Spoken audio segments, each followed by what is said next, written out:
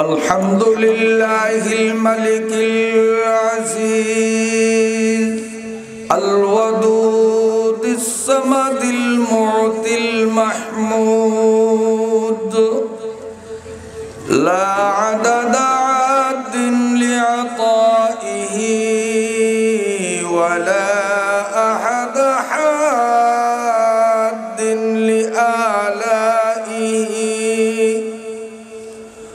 वहुव अअला औलाद आदम व हवा व औहा इला रसूलिही मा औहा कमा औहा इला रूहिल्लाहि व इला मूसा सलामुल्लाहि लहुमा ला कमा औहा इला मुअतिल असली व इला उम्मी मूसा अल्लाहुम्मा सल्लि व सल्लिम दाइमन अला रसूलिका मुहम्मदिन मुकम्मिलिल मिलल व अकरमिर रसूल सईदस समा व अला आलिहि सुलहा इस्सुअदा अल्लाहुम्मा सल्लि अला मुहम्मद व अला आलि मुहम्मद कमा सल्लैता अला इब्राहीम व अला आलि इब्राहीम इन्नका हमीदुम मजीद अल्लाहुम्मा बारिक अला मुहम्मद व अला आलि मुहम्मद कमा बारकता अला इब्राहीम व अला आलि इब्राहीम इन्नका हमीदुम मजीद अम्मा बअदु फ़अऊज़ु बिल्लाहि मिनश शैतानिर रजीम बिस्मिल्लाहिर रहमानिर रहीम वलकुम फ़ीहा मा तश्तही अन्फुसुकुम वलकुम फ़ीहा मा तदऊन नुज़ुलन मिन गफूरिर रहीम सदक़ल्लाहु मौलाना अज़ीम। पिरोजपुर जिलाधीन भांडारिया शहर उपकंठे अवस्थित ऐतिह्यबाही इस्लामी विद्यानिकेतन धाउआ आजिजिया माद्रासार मयदाने एकटाना 3 दिन व्यापी आयोजित वार्षिक ওয়াজ মাহফিলের आज द्वितीय दिनेर समापनी पर्वेर मोहतरम सदरे जलसा उपस्थित काबिले सद एहतराम वरासतुल अंबिया हजरत उलमा इकराम श्रद्धाभाजन वयोज्येष्ठ मुरब्बीगण इस्लामी आदर्शे अनुप्राणित आमार सम्मानित सुधी मंडली दीनी भाईरा पर्दार आड़ालेर सम्मानिता मायेरा बोनेरा ओ मेयेरा আমি আপনাদের সামনে খুতবা ও দুরূদ শরীফ পাঠানতে পবিত্র কোরআনুল কারীমের একটি আয়াতের অংশবিশেষ তিলাওয়াত করলাম। আল্লাহ পাক দয়া পরবশ হয়ে আপনাদের মতো নেককার ঈমানদার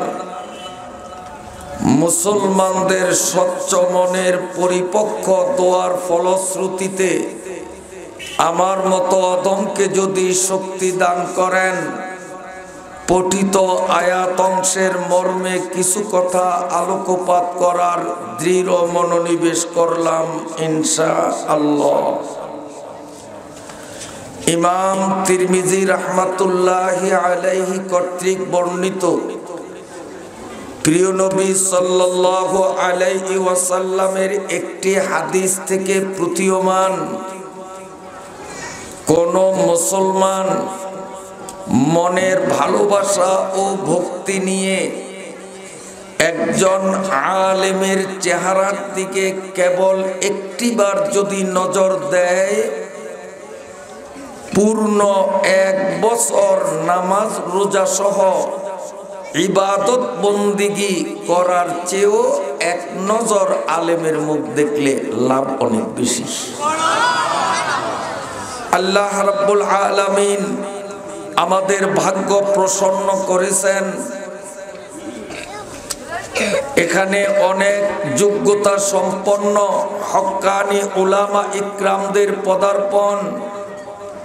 আমরা মাহফিলে সুস্থ সবল দেহমন নিয়ে উপস্থিত হয়ে নবীদের ওয়ারিস হযরত উলামা ইকরামদের চেহারা ঘন্টার পর ঘন্টা দেখার মতো সুযোগ প্রাপ্ত হলাম, যে আল্লাহ রাব্বুল আলামিনের মহিমায় মনের গহীন থেকে সশ্রদ্ধভাবে আল্লাহ পাককে শুকরিয়া জানাই আলহামদুলিল্লাহ। মুহতারাম হাজিরিন, আমরা মানুষ হিসাবে দুনিয়াতে এসেছি, আর প্রত্যেকটা মানুষের কল্যাণ কিংবা অকল্যাণ, লাভ ক্ষতি, উপকার অপকার, এই দুইটার ধাক্কা ধাক্কিতেই আমাদের জীবন চলছে। কথা ঠিক না বেঠিক? কখন আমার কি হবে এটা আমি বলতে পারি না। এজন্য আমাদের প্রিয় নবী সাল্লাল্লাহু আলাইহি ওয়াসাল্লাম আমাদের প্রতি দয়াদ্র হয়ে তিনি আমাদেরকে শিক্ষা দিয়েছেন ছোট্ট একটি দোয়া, যে মুসলমান আলেম কিংবা ছাত্র, জেনারেল শিক্ষিত বা মূর্খ, নারী বা পুরুষ, জুয়ান বা বৃদ্ধ, যে কোনো মুসলমান প্রতিদিন সকালে 3 বার এবং বিকালে 3 বার ছোট্ট দোয়াটি 3 বার পড়বে। আল্লাহ রাব্বুল আলামিন 24 ঘন্টার সকল অনিষ্ট ও ক্ষতি থেকে আল্লাহ পাক তার হেফাজতের ফয়সালা করবেন। আমার সাথে সাথে পড়েন, বিসমিল্লাহিল্লাযী লা ইয়াদুররু মা'আসমিহি শাইউন ফিল আরদি ওয়ালা ফিস সামাই ওয়া হুয়াস সামিউল আলিম।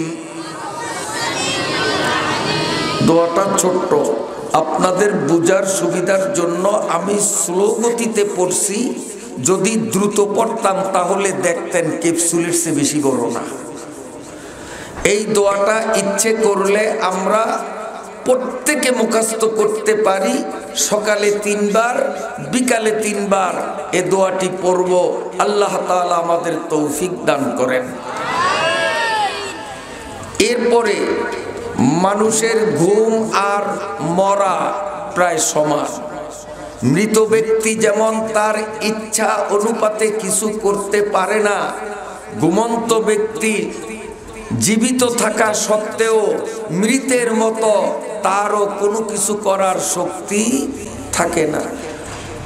এজন্য আল্লাহ পাকের নবী সাল্লাল্লাহু আলাইহি ওয়াসাল্লাম আমাদের শিক্ষা দিয়েছেন, পবিত্র কোরআনুল কারীম থেকে একটি বিশেষ আয়াত দোয়া স্বরূপ যে ব্যক্তি রাত্রে ঘুমাবার আগে কেবল একবার পাঠ করবে, প্রতি রাত্রে একবার করে পাঠ করবে, আল্লাহ রাব্বুল আলামিন পুরা রাত্রে সব ধরনের ক্ষতি থেকে, জিনের ক্ষতি, চোর ডাকাতের ক্ষতি, যত রকমের ক্ষতি হোক না কেন সব ধরনের ক্ষতির থেকে আল্লাহ পাক হেফাজতের ফয়সালা করবেন। সেই দোয়াটা হলো, আমি পড়ব, আপনারা লক্ষ্য করে শুনবেন, দেখবেন অনেকেরই মুখস্থ আছে।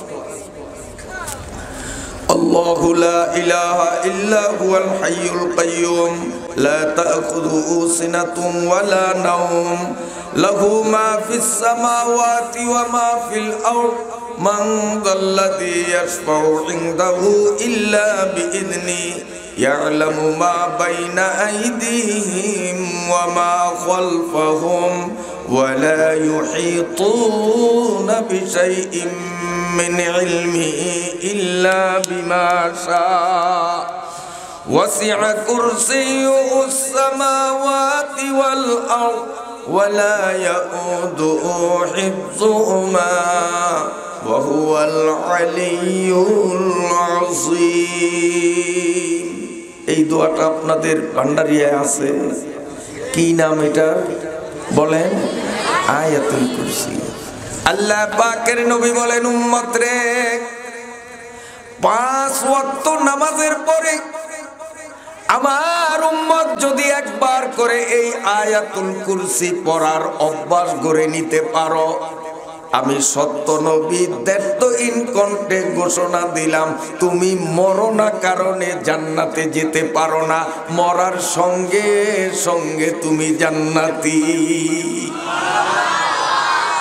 5 ওয়াক্ত নামাজের পরে অনেক তাসবিহ, জিকির এবং দোয়া আছে। তবে আমাদের একটা মাসআলা স্মরণ রাখতে হবে, যে সব নামাজের পরে সুন্নতে মুআক্কাদা নেই। যেমন আসরের নামাজের পরে কোনো সুন্নত নামাজ নেই, ফজরের নামাজের পরেও সুন্নতের নামাজ নেই। যেই নামাজে পরে সুন্নত নামাজ নেই, ওই ফরজ নামাজের সালাম ফিরাবার পর আয়াতুল কুরসি সহ যতটুকু সম্ভব দোয়া কালাম জিকির আজকার আমরা করার চেষ্টা করব। অন্যদিকে যে সকল নামাজের পরে সুন্নতে মুআক্কাদা আছে, যেমন জোহরের নামাজের পরে সুন্নত আছে, এশার নামাজের পরে সুন্নত আছে, এইভাবে জুমার নামাজের পরে সুন্নত আছে, মাগরিবের নামাজের পরেও সুন্নত আছে। ওই সমস্ত নামাজে ফরজ নামাজের সালাম ফিরাবার পর যত সম্ভব তাড়াতাড়ি সুন্নতে মুআক্কাদা আদায় করে নিব। এরপরে দোয়া কালাম তাসবিহ তাহলিল যতটুক সম্ভব পড়ার চেষ্টা করব ইনশাআল্লাহ।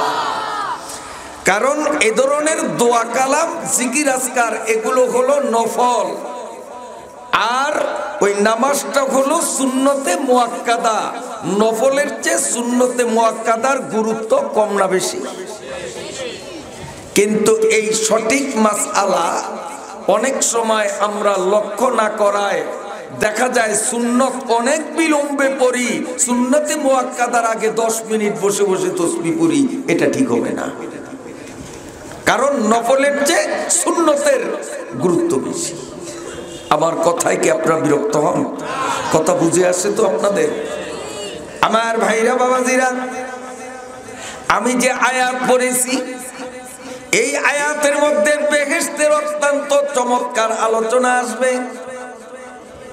ইব্রাহিম আলাইহিস সালাতু ওয়াস সালাম আল্লাহ পাকের নবীকে বলেছেন মেরাজের সফরের সময়, ওগো বিশ্ব নবী, আপনি আপনার উম্মতকে জানিয়ে দিবেন, আপনার উম্মতরা যে জান্নাতের কামনা করবে, ওই জান্নাতে কোনো ঘর বাড়ি বিল্ডিং বাগ বাগিচা গাছগাছালি কিচ্ছু নাই, শুধু খালি জমি।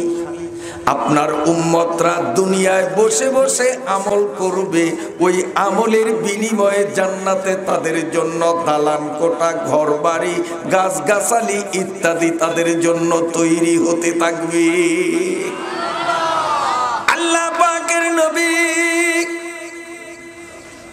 দুনিয়ায় এসে কিয়ামত পর্যন্ত আগত উম্মতরে সবক দিয়ে গেলেন, উম্মত কোনো টাইম নাই, টেবিল নাই, যখন খুশি তখন পড়ো, হাঁটতে হাঁটতে পড়া যাবে, দোকানে বসা পড়া যাবে, অফিসে আসো পড়া যাবে, দাঁড়ানো অবস্থা, শোয়া অবস্থা, যে কোনো অবস্থা, উযু থাকুক আর না থাকুক তখন সকল সময় পড়া যাবে।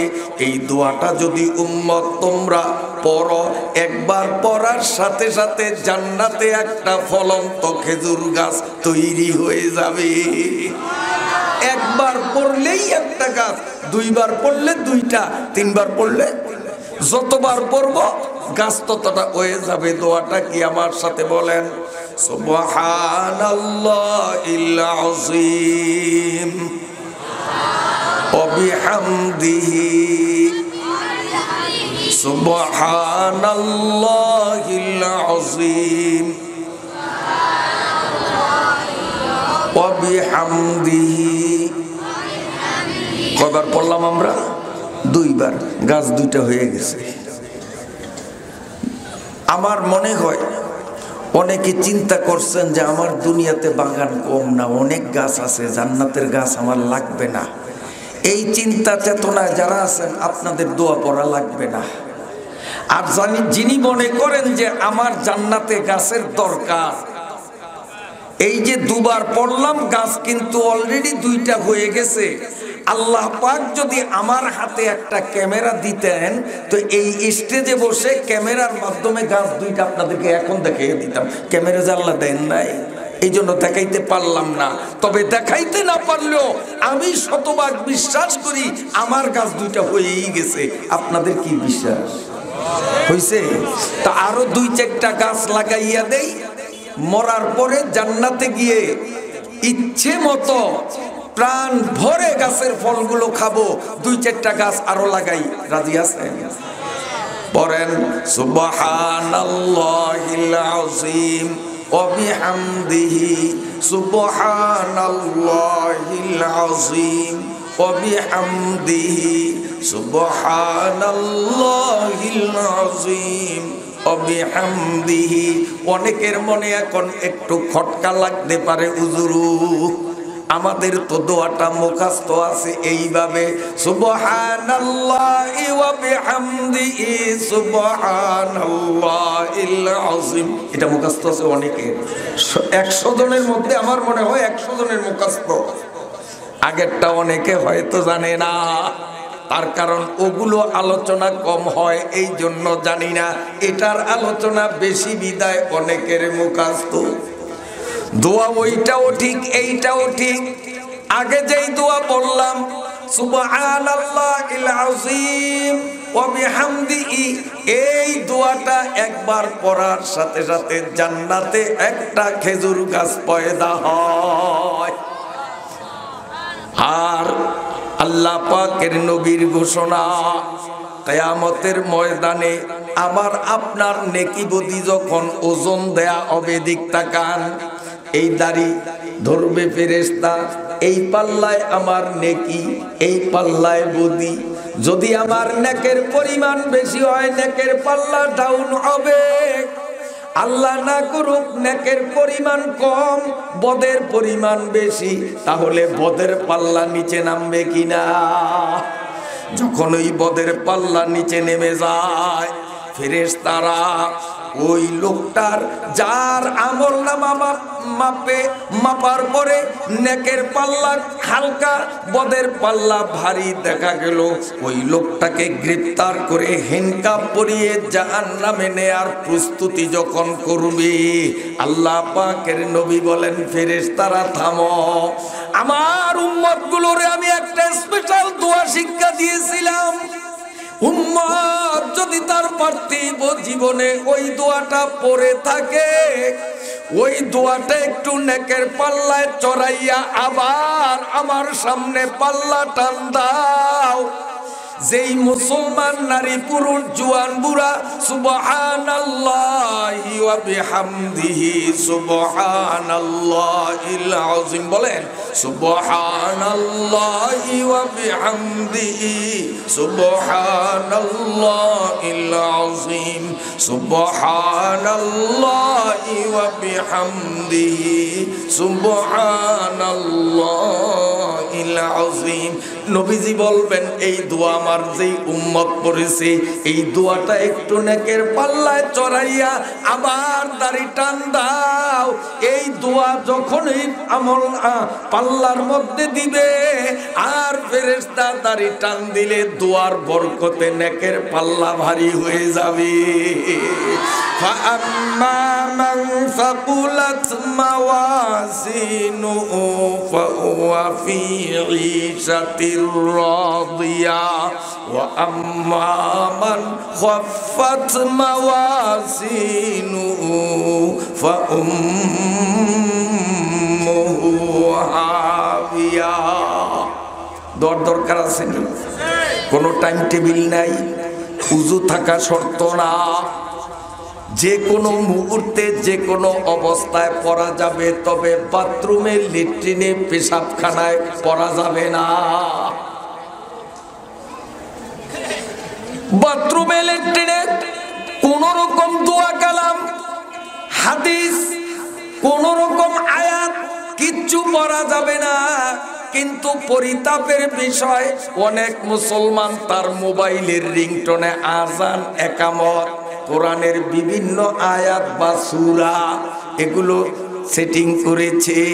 বাথরুমে মলত্যাগ করতেছে, একজনে তার মোবাইলে কল দিল, বাথরুমের মধ্যেই মোবাইল থেকে কোরআনের তিলাওয়াত শুরু হয় কিনা। এই জন্য মোবাইলের রিংটোনে কোরআন তিলাওয়াতের আওয়াজ, আজান, ইকামতের আওয়াজ, দোয়া বা জিকির মোবাইলের রিংটোনে দেওয়া অনুচিত। কথা বুঝাইতে পারলাম? এতে কোরআনের অবমাননা হয়। আপনারা বিরক্ত হন মনে হয়? এগুলো দরকারি কথা কিনা? বাড়ি নেয়ার মতো, বাড়ি নেয়ার মতো, আখিরাতের পথ পরিষ্কার করার মতো। আমার ভাইরা, বাবাজিরা, ভালো করে বুঝেন, আল্লাহ পাকের নবী আমাদের জন্য অনেক ছোট্ট ছোট্ট আমল, অনেক ছোট্ট ছোট্ট দোয়া উপহার দিয়ে গেছেন। এই আমল আর দোয়াগুলো যদি আমি আর আপনি বাস্তব জীবনে এগুলোর প্রতিফলন ঘটাইতে পারি, আমি যে আয়াত তিলাওয়াত করলাম, ওই আয়াতে বর্ণিত জান্নাতের মালিক হয়ে দুনিয়ার থেকে আমরা কবরে যাব। আল্লাহ কবুল করুন, আমিন। আল্লাহু আকবার। আল্লাহ পাকের নবী বলেন, উম্মত, এই একটা দোয়া তোমাদের শিখাবো, একবার যদি দোয়াটা পড়তে পারো, একবার পড়তে সামান্য সময় লাগবে, ক্লান্তি আসবে না। একবার দোয়াটা পড়লে একটানা 12 ঘন্টা সুবহানাল্লাহ সুবহানাল্লাহ জিকির করার থেকে বেশি সওয়াব পাওয়া যাবে। মনে করেন আপনি ঘড়ি নিয়ে বসলেন, তসবির দানা নিয়া সুবহানাল্লাহ সুবহানাল্লাহ সুবহানাল্লাহ সুবহানাল্লাহ সুবহানাল্লাহ, এইভাবে 12 ঘন্টা, খাওয়া নাই, দাওয়া নাই, কথা নাই, বার্তা নাই, ঘুম নাই, অব্যাহত গতিতে 12 ঘন্টা পর্যন্ত সুবহানাল্লাহ সুবহানাল্লাহ সুবহানাল্লাহ সুবহানাল্লাহ সুবহানাল্লাহ সুবহানাল্লাহ এইভাবে যদি পড়তে পারেন বা আমি পারি, অসম্ভব না। কি বলেন, সম্ভব? এর মধ্যে বাথরুমের প্রয়োজন দেখা দিবে, এর মধ্যে কারোর সাথে গুরুত্বপূর্ণ জরুরি কথার প্রয়োজন হইতে পারে, খাওয়া দাওয়ার চাহিদা তো হবেই। কি বলেন, ঠিক কিনা? আল্লাহ পাকের নবী বলেন, একটানা 12 ঘন্টা সুবহানাল্লাহ সুবহানাল্লাহ জিকির করতে পারলে যেই পরিমাণ সওয়াবের মালিক হওয়া যায়। ছোট্ট একটা দোয়া আমার উম্মতরে উপহার দিলাম। 24 ঘন্টার যে কোনো সময় দোয়াটা একবার পড়বে, 12 ঘন্টার সুবহানাল্লাহর সওয়াব আমলনামায় লেখা হবে। সুবহানাল্লাহ সুবহানাল্লাহ বলবো এই দোয়াটা আমার সাথে সাথে বলেন সুবহানাল্লাহি ওয়া বিহামদিহি, বলেন না, আদাদা খালকিহি ওয়া রিদা নাফসিহি ওয়া জিনাতা আরশিহি ওয়া মিদাদা কালিমাতিহি।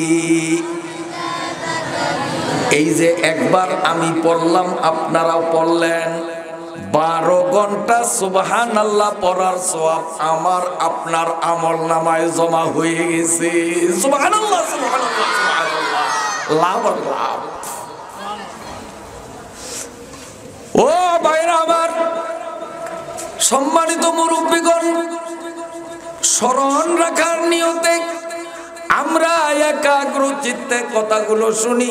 অনেকে বলতে পারেন হুজুর এত ফজিলতের দোয়া, এটা তো একটু লম্বা, হুজুররা তালবে ইলমরা পারবে, আমরা তো পারবো না, এত লম্বা দোয়া আমরা মুখস্থ করতে পারিনি, তাহলে ছোট্ট ছোট্ট দেন। এজন্য আমার সাথে আপনারা বলুন এবার ক্যাপসুলের অর্ধেক একদম ছোট্ট দোয়া দেব। এই দোয়াটা একবার যদি আমার মুখ থেকে শোনেন, যেই ব্যক্তি জীবনে সরে সরিয়া আলিফ বাতাও চিনে না, এবিসিডিও চিনে না, এমন মূর্খ ব্যক্তিও একবার শুনলেই আশা করি সে বলতে পারবে। একদম ছোট্ট সহজ দেব। বলেন জাযাল্লাহু আন্না মুহাম্মাদান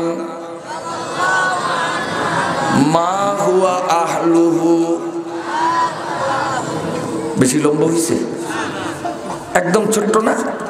এই যে একবার পড়লাম, এই যে এখন একবার পড়লাম, 70 জন ফেরেশতা 1000 দিন পর্যন্ত আমার আর আপনাদের সওয়াব লিখবে। আমার জন্য 70 জন, এনার জন্য 70 জন, ওনার জন্য প্রত্যেকের জন্য 70 জন ফেরেশতা। আমরা ওয়াজ করব আর শুনবো, কিন্তু ফেরেশতারা চাকরিতে নিয়োগ পেয়ে গেছেন। ওনারা এখন যে সওয়াব লেখা শুরু করছেন, কতদিন লিখবে? 1000 দিন। আচ্ছা, ফেরেশতাদের চাকরির মেয়াদটা আর একটু বাড়িয়ে দিতে চাই, আপনারা কি করেন? সব না, 2-4 জন রাজি। চিন্তা করে যে হুজুর বেতন কত দিতে হবে আগে সেটা পরিষ্কার হোক, তা আমার শক্তিতে কুলাবে কিনা। ওই দাউদ পে 1 পয়সা বেতন দেওয়া লাগবে না, ফ্রি সার্ভিস। ফেরেশতা আরো যেন 1000 দিন আমার আপনার চাকরি করতে বাধ্য হয়। আমার সাথে সাথে পড়েন, একবার পড়লেই তো ওদের মেয়াদ বাড়বে 1000 দিন। পড়েন জাযাল্লাহু আন্না মুহাম্মাদান মা হুয়া আহলুহু। চাকরির মেয়াদ কিন্তু বাড়ছে, বেতন লাগবে না, বোনাস তো না, ওই বেতনই নেই, আবার বোনাস কিসের? একদম ফ্রি সার্ভিস। আচ্ছা, চাকরির মেয়াদ আর একটু বাড়াইলে কেমন হয়? ভালো হবে না খারাপ হবে? হ্যাঁ, চাও খাওয়ান লাগবে না, ওনাদের চাকরির মেয়াদ আরো 1000 দিন বাড়িয়ে দেই, ফ্রি সার্ভিস করবে। বলেন জাযাল্লাহু আন্না মুহাম্মাদাম মা হুয়া আহলুহু। বেশি কঠিন বলবেন যে হুজুর তারপরেও তো একটু কঠিন কঠিন লাগে, আরেকটু সোজা কিছু থাকলে বলেন। তো এর চেয়েও সোজাটা দিই, আরেকটু সোজা। আমার সাথে সাথে বলেন বিসমিল্লাহ আলহামদুলিল্লাহ। এতক্ষণ যা দিলাম তার চেয়ে মনে হয় সবচেয়ে বেশি কঠিন। হ্যাঁ, দেখি তাহলে একটু পরীক্ষা নেই, আপনারা পাস করেন না ফেল করেন দেখা যাবে। বলেন তো দোয়াটা। মাশাআল্লাহ, সবাই তো একদম পাস করছেন, গোল্ডেন। আল্লাহ রে, দোয়াটা কি বলেন? আবার বলেন। আল্লাহ পাকের নবী সাল্লাল্লাহু আলাইহি ওয়াসাল্লাম বিশিষ্ট সাহাবী আবু হুরায়রাকে ডেকে কাছে আনলেন। বললেন, আবু হুরায়রা, যখন উযু করতে বসবা, উযুর পানি হাতে লাগাইবার আগে একবার মুখে পড়ে নিও বিসমিল্লাহ আলহামদুলিল্লাহ, এই দুইটা শব্দের দোয়াটা একবার পরে যদি আবু হুরায়রা উযু শুরু করো, তোমার এই উযুটা যতক্ষণ ধরিয়া রাখতে পারবা ততক্ষণ পর্যন্ত তোমার ডান কাঁধের বাম কাঁধের উভয় ফেরেশতা আমল নামায় সওয়াব লিখতে থাকবে। देखो जा कुरान में आए मुहतारम मुस्तफा की उम्मत खैरे उम्माम, खाली लाभ और लाभ। ওযুর আগে যদি বিসমিল্লাহি আলহামদুলিল্লাহ বিরক্ত হবেন না, যাতে সরল থাকে। এই জন্য আমি একটা কথাকে হয়তো একাধিকবারও বলবো যাতে মুখস্থ থাকে। এই জন্য আল্লাহ পাকের নবীর ঘোষণা মতে মুসলমান যদি হুজুর আগে একবার বিসমিল্লাহি আলহামদুলিল্লাহ দুইটা শব্দ বলিয়া উজু করে, এই উজুটা যতক্ষণ ধরিয়া রাখিতে পারিবে ততক্ষণ পর্যন্ত তার ডান কাঁধের বাম কাঁধের উভয় ফেরেশতা আমলনামায় সওয়াব লিখতে থাকবে। সুবহানাল্লাহ।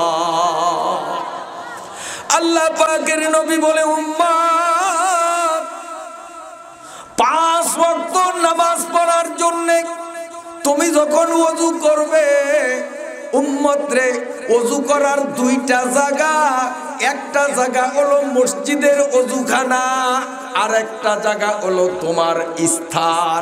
যেমন মাদ্রাসার ছাত্র শিক্ষকদের স্থান হলো মাদ্রাসা, স্কুলওয়ালার স্থান হলো স্কুল, অফিসওয়ালার স্থান হলো অফিস, দোকানদারের স্থান হলো দোকান, বাড়িওয়ালার স্থান হলো বাড়ি। যে যেই স্থানে কর্মরত ওই স্থানটা ওযু করার একটা জায়গা, ওযু করার আর একটা জায়গা হলো মসজিদের ওযুখানা।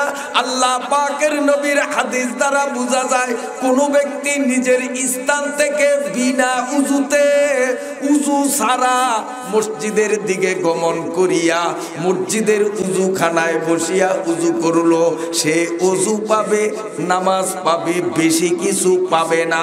কিন্তু উযুটা যদি তার স্থান থেকে করিয়া ওযুর হালতে মসজিদে রওনা দিত, তাহলে আমার উম্মত একটা কবুল হজের সওয়াব নিয়ে বাড়ি আসতো। এইভাবে ফজরে একটা হজ, জোহরে একটা, আসরে একটা, মাগরিবে একটা, এইভাবে আমরা ফজরে একটা, 5 ওয়াক্ত নামাজে ওযু আমার করতেই হবে। ওযু ছাড়া নামাজ আমি পড়ব না। আমি মসজিদের ঘাটলায় গিয়ে কেন ওযু করব? এই ওযু যদি আমার স্থানে বসিয়া করিয়া মসজিদে যাই, একটা কবুল হজের সওয়াব নিয়ে বাড়ি আসি। পারা যাবে তো ইনশাআল্লাহ। আল্লাহ পাকের নবী বলে, উম্মত যখন তুমি ওযু করতে বসবা, এই সময় ওযু শুরু করার আগে তুমি একটা মিসওয়াক নিয়ে তোমার দাঁতগুলাকে একটু ঘষা দিও। আফসোসের ব্যাপার, আজ মুসলমানের পকেটে বিড়ি অথবা সিগারেট পাওয়া যায়, কিন্তু বাড়ি চালান দিলেও মুসলমানের পকেটে মিসওয়াক বাহির হয় না। আজ মিসওয়াক নাই, অথচ আল্লাহর নবী বলেন, লাউলা শুকালা উম্মতি, লাউলা শুকালা উম্মতি লামারতু বিসওয়াক আও কামা ক্বালা আলাইহিস সালাতু ওয়াস সালাম। নবীজি বলেন, আমার মন চায় মিসওয়াকটাকে ওয়াজিব ঘোষণা করি, শুধু উম্মতের প্রতি দয়ালু হইয়া ওয়াজিব ঘোষণা করলাম না। এই মিসওয়াক এত বড় গুরুত্বপূর্ণ, আল্লাহ পাকের নবী বলেন, উম্মত ওযু শুরু করার আগে তুমি যদি মিসওয়াক দিয়ে দাঁতগুলাকে একটু ঘর্ষণ দাও, এরপরে তুমি ওযু করো, এরপরে তুমি নামাজে দাঁড়াইয়া যাও, উম্মত রে তুমি পড়বা 1 রাকাত, আল্লাহ পাক তোমার আমল নামায় জমা করবেন 70 রাকাত। তুমি পড়বা 2 রাকাত, তোমার খাতায় লেখা হবে কত রাকাত? কয় রাকাত? 7 দুগুণা 14, সামনে শূন্য, 140। 1 রাকাতে 70 রাকাত। শুধু যদি মিসওয়াক করি, আজকে সেই মিসওয়াক পাওয়া যায় না। নবী আলাইহিস সালাতু ওয়াস সালাম বলেন, মানুষ যখন অন্তিম শয্যায় শুয়ে পড়ি আর কয়েক মিনিট পরে তার মৃত্যু হয়ে যাবে, এই শেষ মুহূর্তে পাপিষ্ঠ ইবলিস ওই ব্যক্তির মাথার কাছে এসে বসে সে চেষ্টা করে, এই তো লোকটা অল্পক্ষণের মধ্যে মরবে, শেষ অবস্থায় যদি তারে কোনো মতে ধোঁকা দিয়ে বেঈমান বানাইতে পারি তো জাহান্নামে চিরকালের জন্য আমার একটা সাথী হলো। এই ইবলিস এই মাদ্রাসার মোহতামে হুজুর যেদিন মৃত্যুর বিছানায় শুইবে তার কাছেও আসবে, আমি নবীপুরের কাছেও আসবে, মক্কা শরীফের ইমাম সাহেব যেদিন মৃত্যুর বিছানায় শুয়ে যান তার কাছেও আসবে, আপনার কাছেও আসবে, প্রত্যেকের কাছে আসবে। শেষ মুহূর্তে কোনো মতে বেঈমান বানানো যায় কিনা তার শেষ চেষ্টা চালাবার জন্য সবার কাছে আসবে। কিন্তু আল্লাহ পাকের নবী বলেন, যেই মুসলমান মেয়ে লোক পুরুষ লোক, যেই মুসলমান উস্তাদ আর ছাত্র, যেই মুসলমান জওয়ান কিংবা বুড়া, যেই মুসলমান শিক্ষিত কিংবা মূর্খ নামাজের ওযুর আগে নিয়মিত মিসওয়াক করার অভ্যাস গড়ে তুলেছে, ওই মানুষটা মৃত্যুর বিছানায় যখন শোয় আর ইবলিস তাকে বেঈমান বানাইয়া চির জাহান্নামী বানাবার হীন উদ্দেশ্য নিয়ে যখন তার মাথার কাছে এসে বসে, আল্লাহ রাব্বুল আলামিন কুদরতি হাতে থাপ্পড় মারিয়া বলেন, কত বড় সাহস, মরণকালে কারে তুই বেঈমান বানাইতে আসলি? তুই কি জানো না আমার এই উম্মত মিসওয়াক ছাড়া কখনো ওযু করতো না? আল্লাহ পাক বলেন, আমার বান্দা মিসওয়াক ছাড়া ওযু করতো না। ওযুর আগে তার মিসওয়াকের দৃশ্য আমি আল্লাহ দেখিয়া আমি মনে মনে ফাইনাল সিদ্ধান্ত নিয়েছি, এই মিসওয়াকের বরকতে মউতকালে আমি আল্লাহ নিজ দায়িত্বে তাকে ঈমান নসিব করিয়া জান্নাতের মালিক বানাবো। ও ভাইরা বাবাজিরা, এই জন্য মিসওয়াক যাদের আছে নিয়মিত ব্যবহার করি, যাদের মিসওয়াক নাই আমি পরীক্ষা নিব না, কেউ দেখাবেন না। যাদের মিসওয়াক নাই তাদের পায়ে হাত রেখে অনুরোধ করব, এখন থেকে নিয়ে আগামীকাল মাহফিলে আসা পর্যন্ত সময় দিলাম, এই টাইমের মধ্যে প্রত্যেকে একটা একটা মিসওয়াক জোগাড় করতে হবে। আল্লাহ না করুক যদি আগামী কালকের বক্তা হুজুর যদি চায় কার কার মিসওয়াক আছে, আমি আপনাদের কাছে দাবি করব যতজন শ্রোতা ময়দানে থাকে ততটাই মিসওয়াক যেন কালকে থাকে। আল্লাহ কবুল করুন। আমিন সবাই কইল না লাগে। শ্রোতা যতজন কালকে মিসওয়াক ততজন আমি চাই, আল্লাহ তাআলা কবুল করেন। আমিন। হুজুরে যদি চায় তা আপনারা দেখাইবেন, না চায় অসুবিধা নেই, পকেটে থাকবে, আল্লাহ তো দেখবে। এ আল্লাহ দেখবে না? আমার ভাইরা বাবাজিরা, আসুন রাত গভীর হয়ে যায়, এইরকম ছোট্ট ছোট্ট আমল, ছোট্ট ছোট্ট দোয়া 24 ঘন্টা করতে পারি, অনেক লাভ। এখন বলবো না, এগুলো পরে ইনশাআল্লাহ আপনাদের দিয়ে যাব। তার কারণ 11টার উপরে মাহফিল নেওয়া ঠিক হবে না। আয়াত পড়েছি, ওই আয়াত মোটামুটি কিছু কথা বলাই লাগে। আমার সাথে সাথে পড়ুন, আউযু বিল্লাহি মিনাশ শাইতানির রাজিম। সকলে বলুন বিসমিল্লাহির রাহমানির রহিম। ওয়ালাকুম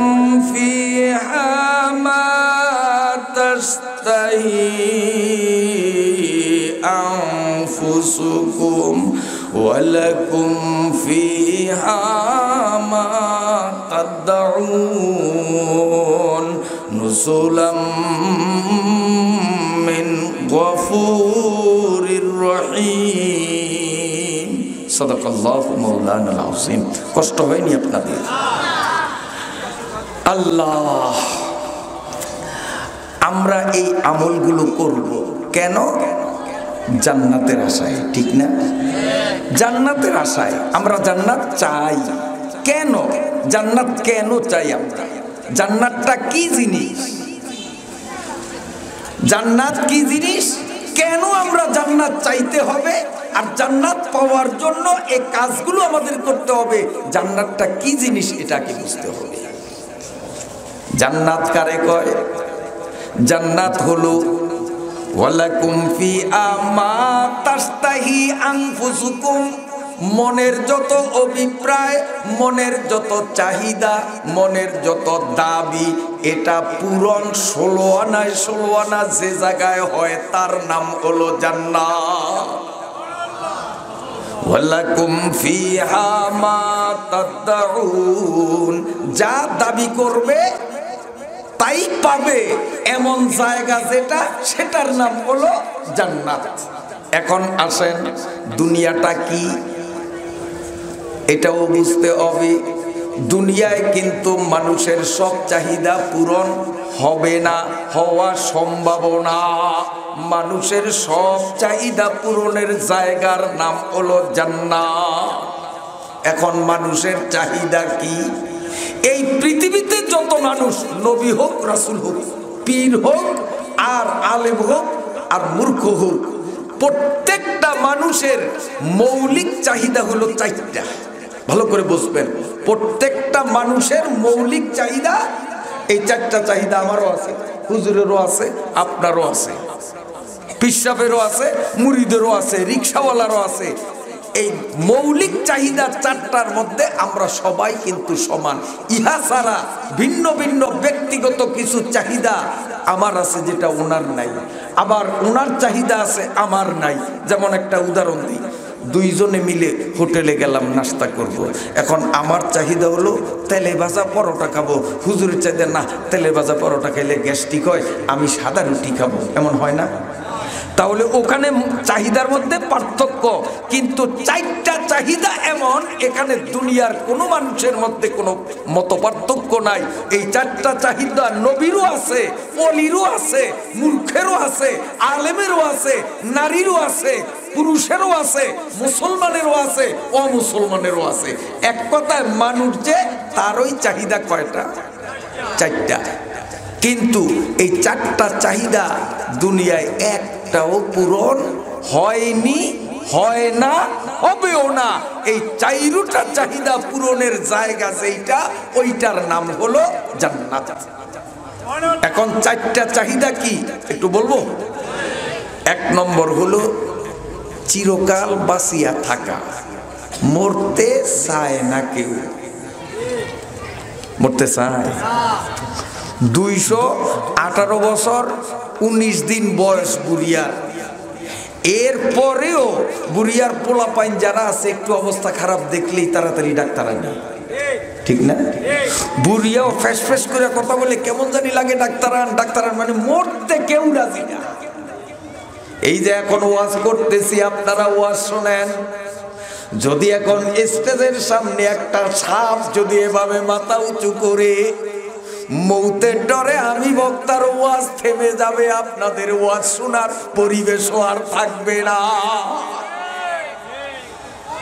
দুনিয়ার প্রত্যেকটা মানুষ চায় আমি বাঁচিয়া থাকি মরতে কেউ রাজি না হযরতে আশরাফ আলী থানভী রাহমাতুল্লাহ আলাইহি এইভাবে উদাহরণ দিয়ে বুঝাইলেন ভারতে এক বুড়ি ইন্ডিয়ায় এক বুড়ি ছোট্ট একটা আদরের নাতিটার ভীষণ অসুখ মোটে চিকিৎসায় কোনো পরিবর্তন হয় না এবার দাদি নাতিরে কোলে লইয়া বিকাল বেলা দোয়া করে আল্লাহ আমার কলিজার টুকরা আদরের নাতিটার কি ভীষণ অসুখ, তো মইরাই যাবে। ওগো আল্লাহ, ওর ভবিষ্যৎ আছে, আমি বুড়া মানুষ, আমি বাঁচিয়া থাকার চেয়ে মরিয়া যাওয়াই ভালো। আল্লাহ প্রয়োজনে আমারে মারিয়া হলেও আমার নাতিরে বাঁচাও। এমন দাদি আছে না নাই? বহুত আছে। দাদি নাতির জন্য দোয়া করলো। বিকালে সূর্য অস্ত গেল, সন্ধ্যা হলো, এশার ওয়াক্ত হয়ে গেল। দাদি তাকে পাশের ঝুপড়িতে ভাঙ্গা করে, নাতি তাকে তার পাশে আরেক ঘরে। ওরে রাত এশার নামাজের টাইম হলো, পাশেই হলো বড় মেয়া বাড়ি। ওই বড় মেয়া বাড়ির এক মেয়ার একটা বলদ গরু পোষে। বিকাল বেলা বাজারে গেছে। ওরে সময় মতো ভুসি দেওয়ার কথা মালিকের স্মরণ ছিল না। গোয়াল ঘরে মাটির কালো হাড়ির মধ্যে ভুসি ভরা। গরুর পেটে প্রচন্ড ক্ষুধা, নাকের মধ্যে ভুসির ঘ্রাণ আসতেছে, ক্ষুধার তীব্রতাও বেশি। এই জন্য গরুটা অনেকটা না হেসরা করে রশিটাকে ছিঁড়ল, সেইরা ভুসি খাবে। যখন পাতিলের মধ্যে মুখ ঢুকাইয়া দিল, থানবী রাহমাতুল্লাহ আলাইহি বলেন, পাতিলের ভিতরে কল্লা ঢুকলে পরে সিংহের সাথে পাতিল আটকে পড়ে যায়। এখন গরুটার কি অবস্থা? ও শুকনা ভুসি ওর নাকে মুখে চোখে, চোখ খুলতে পারে না, দম টানতে পারে না। এখন মরে মরে অবস্থা, লাফালাফি করতেছে, লাফালাফি করতেছে। ও চোখে দেখে না, শ্বাস প্রশ্বাস নিতে পারে না। কি যে অবস্থা বেচারার। এই গরুটা ঘরের থেকে নামিয়া, ও তো চোখেও দেখে না, কল্লা ভিতরে আটকানো। পাতিলটা হলো কুচকুচে কালো পাতিল। ওই পাতিল মুখে নিয়ে এলো পাতারি নাচানাচি করতেছে, পথঘাট কিছু দেখে না, আন্দাজের উপর চলতেছে। চলতে চলতে যখন বুড়ির ঝুপড়ির বেড়া ভাঙলো, গুতা দিছে, বেড়া ভাঙছে, বুড়ি শোয়ারতে উইটাই দেখে বাপরে বাপ, এদিক দেখা যায় নিচের দিকে একটা গরুর মতো, আর কল্লাটা জানি দেখা যায় কেমন। বুড়ি ভাবছে, ওই যে দিনে বলছিলাম আল্লাহ আমারে নিয়া হইল নাতিরে বাঁচাও, এখন আমারে নেয়ার জন্য হয়তো আজরাইলে পাঠাইছি। এখন বুড়ি কয়, ও আজরাইল বাবা, এখন বাপ বলে আজরাইল, ও বাবা আজরাইল, তুমি ভুল করছো, ভুল করছো। বেড়ামজাটা পাশের বাড়িতে, আমি সুস্থ। বুড়ি এখন কি কয়, বেড়ামজাটা অসুখে ওঠে নাতি, ও পাশের বাড়িতে তুমি ভুলে আসছো এই বাড়িতে। বাবা বাবা আমি সুস্থ, আমার অসুখ নাই। কি বললে? মরতে চায় না, দুনিয়ার মানুষ বাঁচতে চায়, কিন্তু দুনিয়ার চিরকাল বাঁচিয়া থাকার জায়গা তো, কথা কন না কা, চিরকাল মানুষ বাঁচবে যেই জায়গা, ওই জায়গার নাম হলো জান্নাত। গেল একটা। 2 নম্বর হলো চির সুস্থতা। সবাই চায় আমি সুস্থ থাকি, আমি সুস্থ থাকি। কোন লোক ভান্ডারিয়া বন্দর থেকে পলিথিন ভরা ঔষধ আইতেছে, আপনি 3 রাস্তার মোড়ে দাঁড়াইয়া, কিরে এই করিম আলী ভাই, এত ওষুধ কিসের? ভাই আজ কতদিন পর্যন্ত আমার আম আশা হয় না, আম আশাটার স্বাদটা যে কেমন ভুই লাগেছি, এই জন্য আমি ডাক্তারের কাছে গিয়ে ওষুধ আনছি, যাতে আল্লাহ আমার একটু ভালো করে আমার সাথে পেটে কামড় দেয়। এরকম শুনছেন জীবনে? কথা কর না কা, যে কিরে তোর এত ওষুধ কা? ভাই জ্বর হয় না কত বছর, এই জন্য জ্বর হওয়ার জন্য আমি ওষুধ আনছি। এরকম পাইছেন? বরং ভাই রে দোয়া করিস, ওষুধ উছিলা মাফ করবো আল্লাহ, পেটের কামড় আমসার ব্যথা আল্লাহ একটু মাফ করে। জ্বরে লেপকাতারতে বাইর হইতে পারি না রে ভাই, ওষুধ আনছি উছিলা, তুই একটু দোয়া করিস আল্লাহ নি মাফ করে। তো ঔষধ খায় রোগ হওয়ার জন্য না সুস্থ হওয়ার জন্য? চিরকাল মানুষ সুস্থ থাকতে চায়, কিন্তু এই পৃথিবীতে চির সুস্থ হওয়ার জায়গা নয়। যেই ডাক্তাররা মানুষকে সুস্থ হওয়ার ঔষধ দেয়, ওই ডাক্তারদের অসুখ হয় কিনা, কথা কোন হয় কিনা?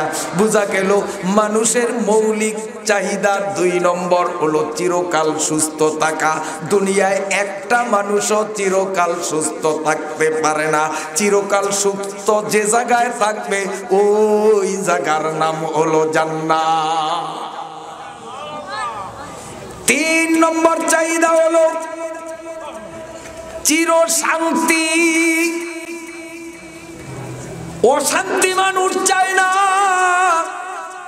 একটা মহিলা ভালো মানের একটা পুরুষের স্ত্রী হইল, ওই পুরুষটা মাথার গাম পায়ে ফালাইয়া স্ত্রীর মনোরঞ্জনের জন্য তার চাহিদার উপরেও তাকে অনেক কিছু দিয়ে আসতেছে। 35 বছর দাম্পত্য জীবন। এই 35 বছর পরে কথার কথা একদিন স্ত্রী স্বামীর কাছে বায়না ধরলো, আমার জন্য অমুক সদাইটা আনতে হবে, দাম হয়তো বেশি থেকে বেশি 45 থেকে 50 টাকাই হতে পারে, আমার জন্য ভান্ডারিয়ার থেকে এই সদাইটা আনতে হবে। স্বামী বেচারা যে কোনো কারণে সদাই আনতে পারলো না। ওই স্ত্রী 35-40 বছর পর্যন্ত স্বামীর কাছে যে শান্তি পাইছে, একদিনে সব কিছু ভুলিয়া কয়, আল্লাহ আমারে কেন যে তোর মতো কপাল পোড়ার ঘরে দিল, তোর সংসারে আসিয়া জীবনে শান্তি দেখি নাই। আসেনি এই মাক্কা মহিলা? 40 বছর শান্তি দিল, একদিন লিপস্টিক আনতে বলছে মনে নাই, 40 দিনের শান্তি সে ভুলে গেছে। দুনিয়ায় মানুষ শান্তি চায়, কিন্তু পরিপূর্ণভাবে এই চাহিদা পূরণের জায়গা দুনিয়া না। টাকা হোক, পয়সা হোক, জায়গা জমি অর্থ করি, প্রভাব প্রতিপত্তি সব হোক না কেন, মানুষের চির সুস্থ থাকার, এই চির সুস্থ থাকার, চির শান্তি পাওয়ার জায়গা কিন্তু দুনিয়া না। বলবেন হুজুর আমাদের বাড়ির পাশেই তো বড় মেয়ে বাড়ি, ওনাদের তো সব কিছু এসি রুম, এমনকি বাথরুমেও তাদের এসি, টাকা পয়সার অভাব নাই, তারা তো বড় আরামে আছে, তাদের তো কোনো অশান্তি নাই। আমি বলবো ঠিক আছে, বড় মেয়ার কোনো অশান্তি নাই, যা খাইতে মন চায় খাইতে পারে, যা পড়তে মন চায় তা পড়তে পারে, টাকার অভাব নাই, সব কিছু করতে পারে, কোনো অশান্তি নাই। মানুষ হিসাবে ডেইলি আর না হয় একবার বাথরুমে তার যাওয়া লাগেনি না? বড় মেয়ে দেখে ওনার বাথরুমে যাওয়া লাগে না? খালি আমরা গরিব রে হাগি, বড় মেয়েরা তো আগে না, কি বলেন লাগে? তাহলে বাথরুম টাইস করা হোক আর মোজাইক করা হোক, বিদেশি পাথর দিয়ে তার ফ্লোর করা হোক না কেন, আতর গোলাপ সেন্টও যদি বাথরুমে মারা হোক না কেন, এরপরে 1-2 মিনিট বাথরুমের মধ্যে বসা থাকা, এটা নিশ্চয়ই একটু কষ্ট কিনা? আপনারাই বলেন, কষ্ট না? তাহলে পুরাপুরি শান্তি পাওয়ার জায়গা দুনিয়া না। কোনো কষ্ট না হলেও বাথরুমে যাওয়ার কষ্ট তো হবেই হবে। বোঝা গেল চির শান্তি পাওয়ার জায়গাও দুনিয়া না। মানুষের এই চাহিদা পূরণ করার জন্য আল্লাহ রাব্বুল আলামিন বানাইলেন জান্নাত। আরেকটা কি কটা গেল হিসাব রাখবেন, আরেকটা হলো চির যৌবন। বুড়া হইতে চায় না, বুড়া হইতে চায় না, সবাই জোয়া। বুড়া হইতে হইতে গালের চামড়া এইভাবে আপনার বইটা গেছে, এরপরেও ডেলি একবার নাপিতের দোকানে সেলুনে ক্লিন শেভ হয়। কেন? যে দাড়ি দেখলেই তো মানুষ আমারে বুড়া বলবে, জুয়ান জুয়ান জুয়ান দেখায়। তা আমরা বলবো বন্ধুরে, তুমি তোমার জুয়ান কি দেখাইবার জন্য ক্লিন শেভ হও, তো তুমি তোমার হাতুড়ি দিয়ে পিটিয়ে তোমার মুখের দাঁতগুলিও ফালিয়ে দাও, কারণ দাঁত দেখলে কিন্তু বোঝা যায় যে তুমি বুড়া। কথা বোঝেন না? দাড়ি দেখলে যেমন বোঝা যায় তুমি বুড়া, তাই তুমি দাড়িগুলা ফালাইয়া দাও, ওরে তোমার দাঁত দেখলেও তো বোঝা যায় তুমি বুড়া। পোলাপাইনের দাঁত আর বুড়িয়ার দাঁত কি একরকম?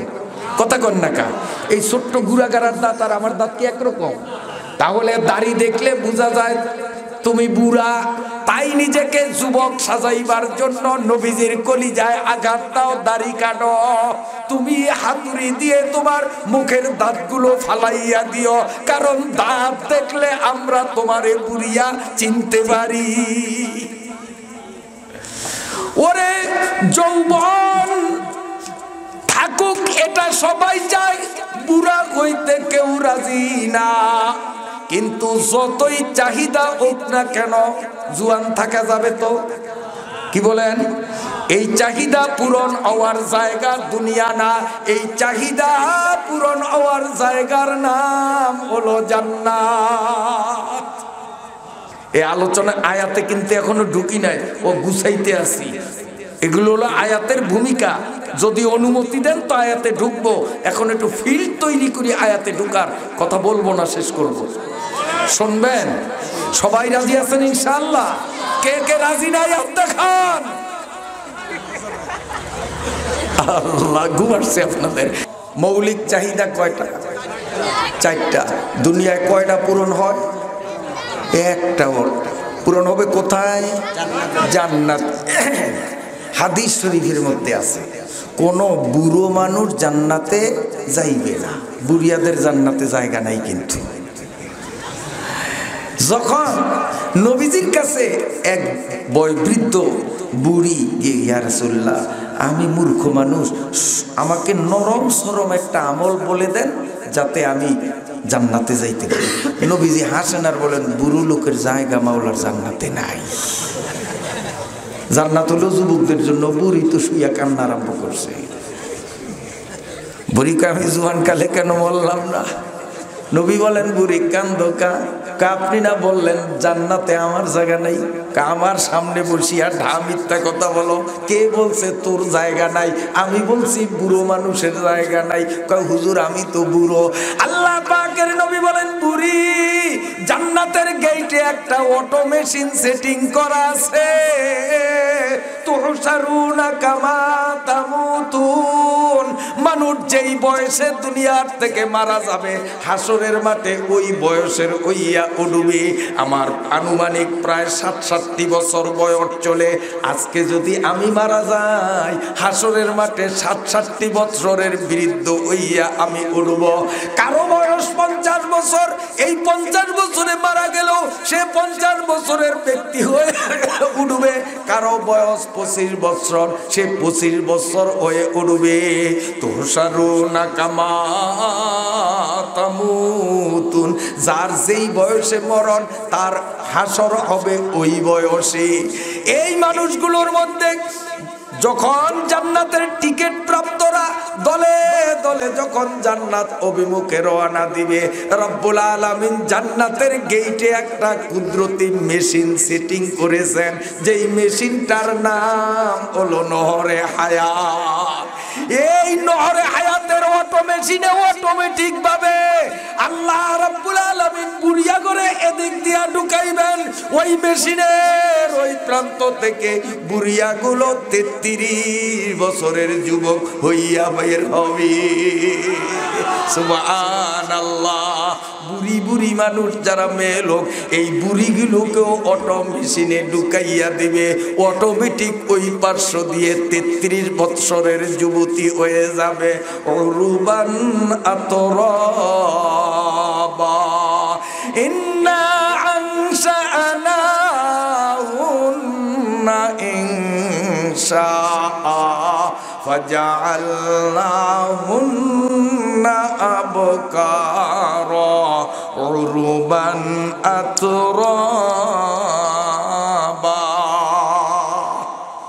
আল্লাহ পাক বুড়িয়া গো জোয়ান বানাইবে। পারবে তো না আল্লাহ মনে হয়? আপনারা কি মনে করেন? এইরকম ডুন্ডুল বুড়া এরে জোয়ান বানাইতে পারবে আল্লাহ? আসলে পারবে? আল্লাহ কয় পারবো কি পারবো না সন্দেহ করবি তোরা। এই জন্য ওই হাসরের মাঠে আমার ওই মেশিন দিয়ে তোদের পারবো কিনা এইটা আমি তোদের বুঝার জন্য দুনিয়াতে আমি একটা বুড়ারে জোয়ান বানাইয়া দেখিয়ে দিছি। সুবহানাল্লাহ। কোন বুড়ারে জানেন? একটা বুড়া, মানুষটা মহিলা পুরুষ না, বুড়িরে আল্লাহ একদম 33 বছরের 18 বছরের যুবতী বানাইয়া দিছেন।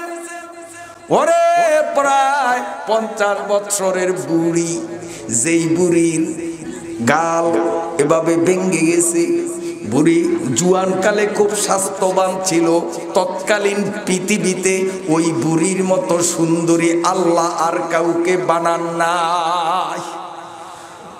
এই বুড়ি যখন পৃথিবীর মধ্যে 1 নম্বরের সুন্দরী, 1 নম্বরের সুঠাম দেহের অধিকারিণী, ঠিক সেই মুহূর্তে পাশাপাশি আল্লাহ আরেকজন পুরুষকেও বিশ্বের সবচেয়ে সুন্দর বানাইলেন।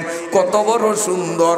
কোনো একটা মানুষ ওই সুন্দর পুরুষটার দিকে 1 সেকেন্ড যদি নজর দিত, 7 দিন পর্যন্ত তার ক্ষুধার কথা মনে পড়তো না।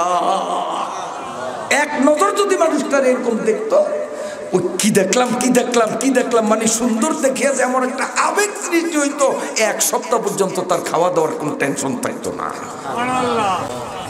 সেই মানুষটার নাম হলো ইউসুফ নবী। মিশরে যখন প্রচন্ড দুর্ভিক্ষ দেখা দিল, এদিক তাকান, হযরত ইউসুফ আলাইহিস সালাম সব সময় কিন্তু এভাবে রুমাল ব্যবহার করতেন। এই যে আমরা রুমাল ব্যবহার করি, এর সূচনা ইউসুফ থেকে। আর কিছু মহিলারা এই যে কপালে যে আপনার ফোঁটা দেয়, ওই ফোঁটা শুরু হইল ইব্রাহিম নবীর আমলে। কিছু দেহ ব্যবসা যারা করছে ফ্রি, টাকার বিনিময় না, মাগনা ফ্রি, যারা জেনা ব্যভিচার করেছে সরকারকে খুশি করার জন্য, ওই জেনাকারিনীদের চিহ্নিত করার জন্য কপালে ফোঁটা দিছে, সেইখান থেকে ফোঁটার উৎপত্তি। আর এখন মুসলিম মাইয়ারা বড় আনন্দ চিত্তে কপালে ফোঁটা দেয়। ইতিহাস জানো, এই কপালে ফোঁটা মানে তুমি জেনাকারিনীদের একজন, নাউজুবিল্লাহ। আর এই যে হুজুর রাজের রুমাল ব্যবহার করি, এটার সূচনা হলো ইউসুফ নবীর থেকে। ইউসুফ আলাইহিস সালাম সব সময় ভাবে চেহারা ঢাকিয়া থাকতেন, কারণ পৃথিবীর মধ্যে তিনি হলেন সবচেয়ে সুন্দর। মানুষ তার দিকে একবার তাকাইলে চক্ষু ফিরাইতো না। ওই যে মহিলারা লেবু কাটতে গিয়ে হাত কেটেছিল, লম্বা ইতিহাস আল্লাহ কোরআনে বলেছেন, শোনেন নাই আপনারা? এই জন্য ইউসুফ নবী সব সময় চেহারা ঢেকে চলতেন রুমাল দিয়ে। যখন প্রচন্ড দুর্ভিক্ষ, ইউসুফ নবী হাজার হাজার মানুষকে ময়দানে জড়ো করার পরে স্টেজে উঠে আমার দিকে তাকান, এইভাবে মুখের থেকে রুমালটাকে সরাইয়া এইভাবে একটা নজর দিয়া আস্তের পরে রুমে চলিয়া যাইতেন। হাজার হাজার মানুষ 1 সপ্তাহের খাদ্যের প্রয়োজন থাকতো না। আল্লাহ পাক ইউসুফ নবীকে বানাইছেন বিশ্বের সেরা সুন্দর পুরুষ, আর আরেকজন মহিলাকে বানাইছেন বিশ্বের সেরা সুন্দরী। তার নাম জুলাইখা। তার নাম কি? জুলাইখা। এই জুলাইখা ছিল জমিদার ফ্যামিলির মেয়ে। জুলাইখার বাবা তৎকালীন বিশ্বের 1 নম্বর ধনী, এবং ওনার একটাই মাত্র সন্তান এই জুলাইখা, বিশ্ব সুন্দরী। ইউসুফ আলাইহিস সালামের ভাইরা ষড়যন্ত্র করিয়া ইউসুফ নবীকে যখন কূপের মধ্যে নিক্ষেপ করেছিল, শুনেন নাই? ভাইরা ষড়যন্ত্র করিয়া ইউসুফ নবীরে যখন কূপের মধ্যে ফালাইল, বিশ্ব সুন্দরী বিবি জুলাইখা তখন পরপর 3 রাত্রে 3টা স্বপ্ন দেখলেন। প্রথম রাত্রে ইউসুফ নবীরে দেখছেন 33 বছরের যুবক ইউসুফ যেদিন হবে, সেই দিন ইউসুফের শরীরের গঠন প্রক্রিয়া যেমন হবে, ওই সুরতে ইউসুফ নবী জুলাইখারে দেখা দিল প্রথম রাত্রি। জুলাইখা 1 নজর দেখিবা মাত্র তার ঘুম ভাঙ্গিয়া গেল, সারা রাত ঘুমাইতে পারলো না, সারাদিন তার খাওয়া দাওয়া কথাবার্তা বন্ধ হয়ে গেল। কি দেখলাম কি দেখলাম কি দেখলাম। দ্বিতীয় রাত্রেও গভীর রজনীতে যখন প্রচন্ড নিদ্রায় তার আঁখি যুগল প্রভাবিত হয়ে যায়, জুলাইখা আবার দ্বিতীয় রাত্রেও সেই একই স্বপ্ন দেখল, সাথে সাথে ঘুম ভাঙ্গিয়া গেল। সারাদিন কারোর সাথে কথা কয় না, খাওয়া দাওয়া করে না, মুখটা ভার, শুধু মনে টেনশন, কি দেখলাম, এই মানুষটারে কোথায় পাবো, কি করে আমি তার সান্নিধ্যে যাব, এই চিন্তায় জুলাইখার অবস্থা বড় করুণ।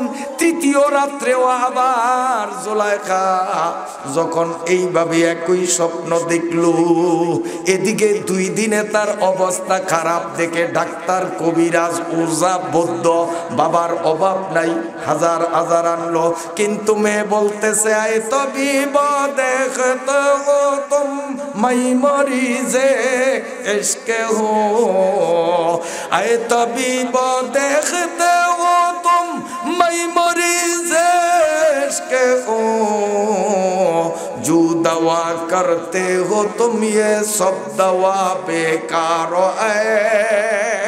আমি তো দৈহিক রোগে আক্রান্ত না, আমি তো প্রেমের রোগে আক্রান্ত, তোমরা দৈহিক রোগের চিকিৎসা করো, প্রেম রোগ এই ঔষধে সারবে না। বিবি জুলাইখা কোনো ঔষধ মুখে দেন নাই, কষ্ট হয় আপনাদের, আর কষ্ট কেনই হবে, আল্লাহ পাক নিজেই বলেছেন আহসানাল কাসাস।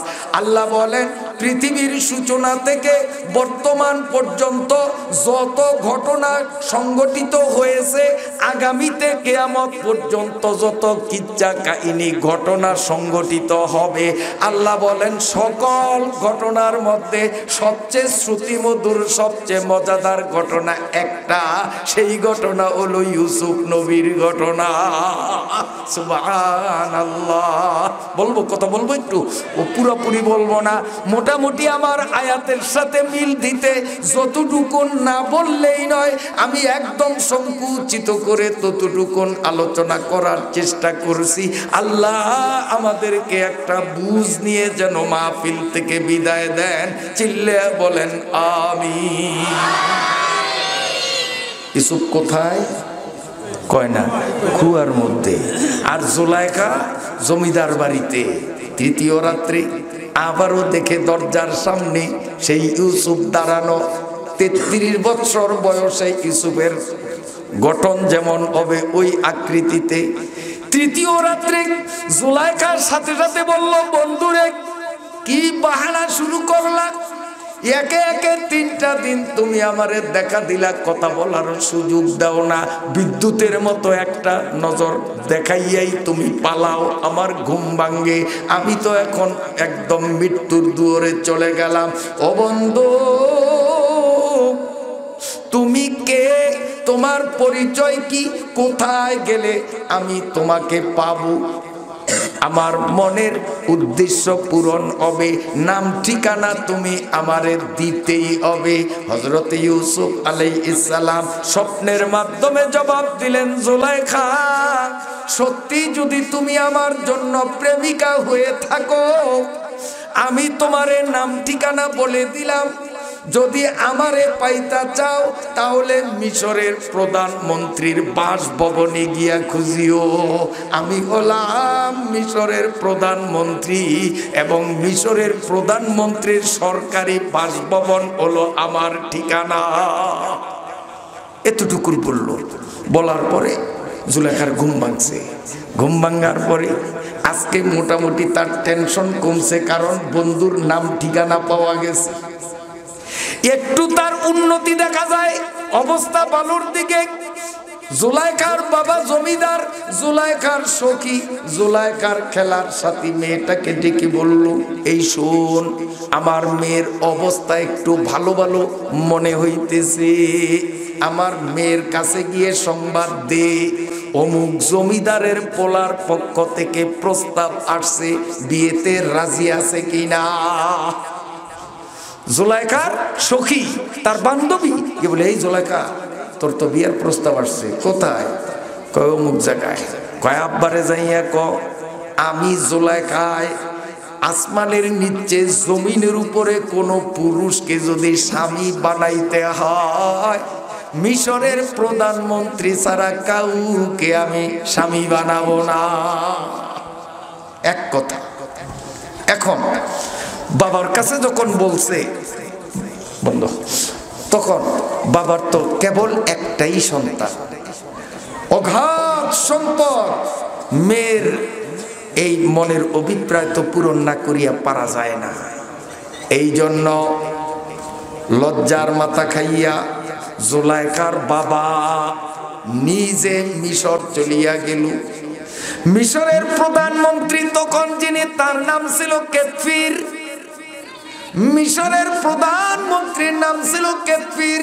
তাফসীরের ভাষায়, কোরআনের ভাষায়, আরবি ভাষায় প্রধানমন্ত্রীকে তৎকালীন সময়ে বলা হইতো আজিজ।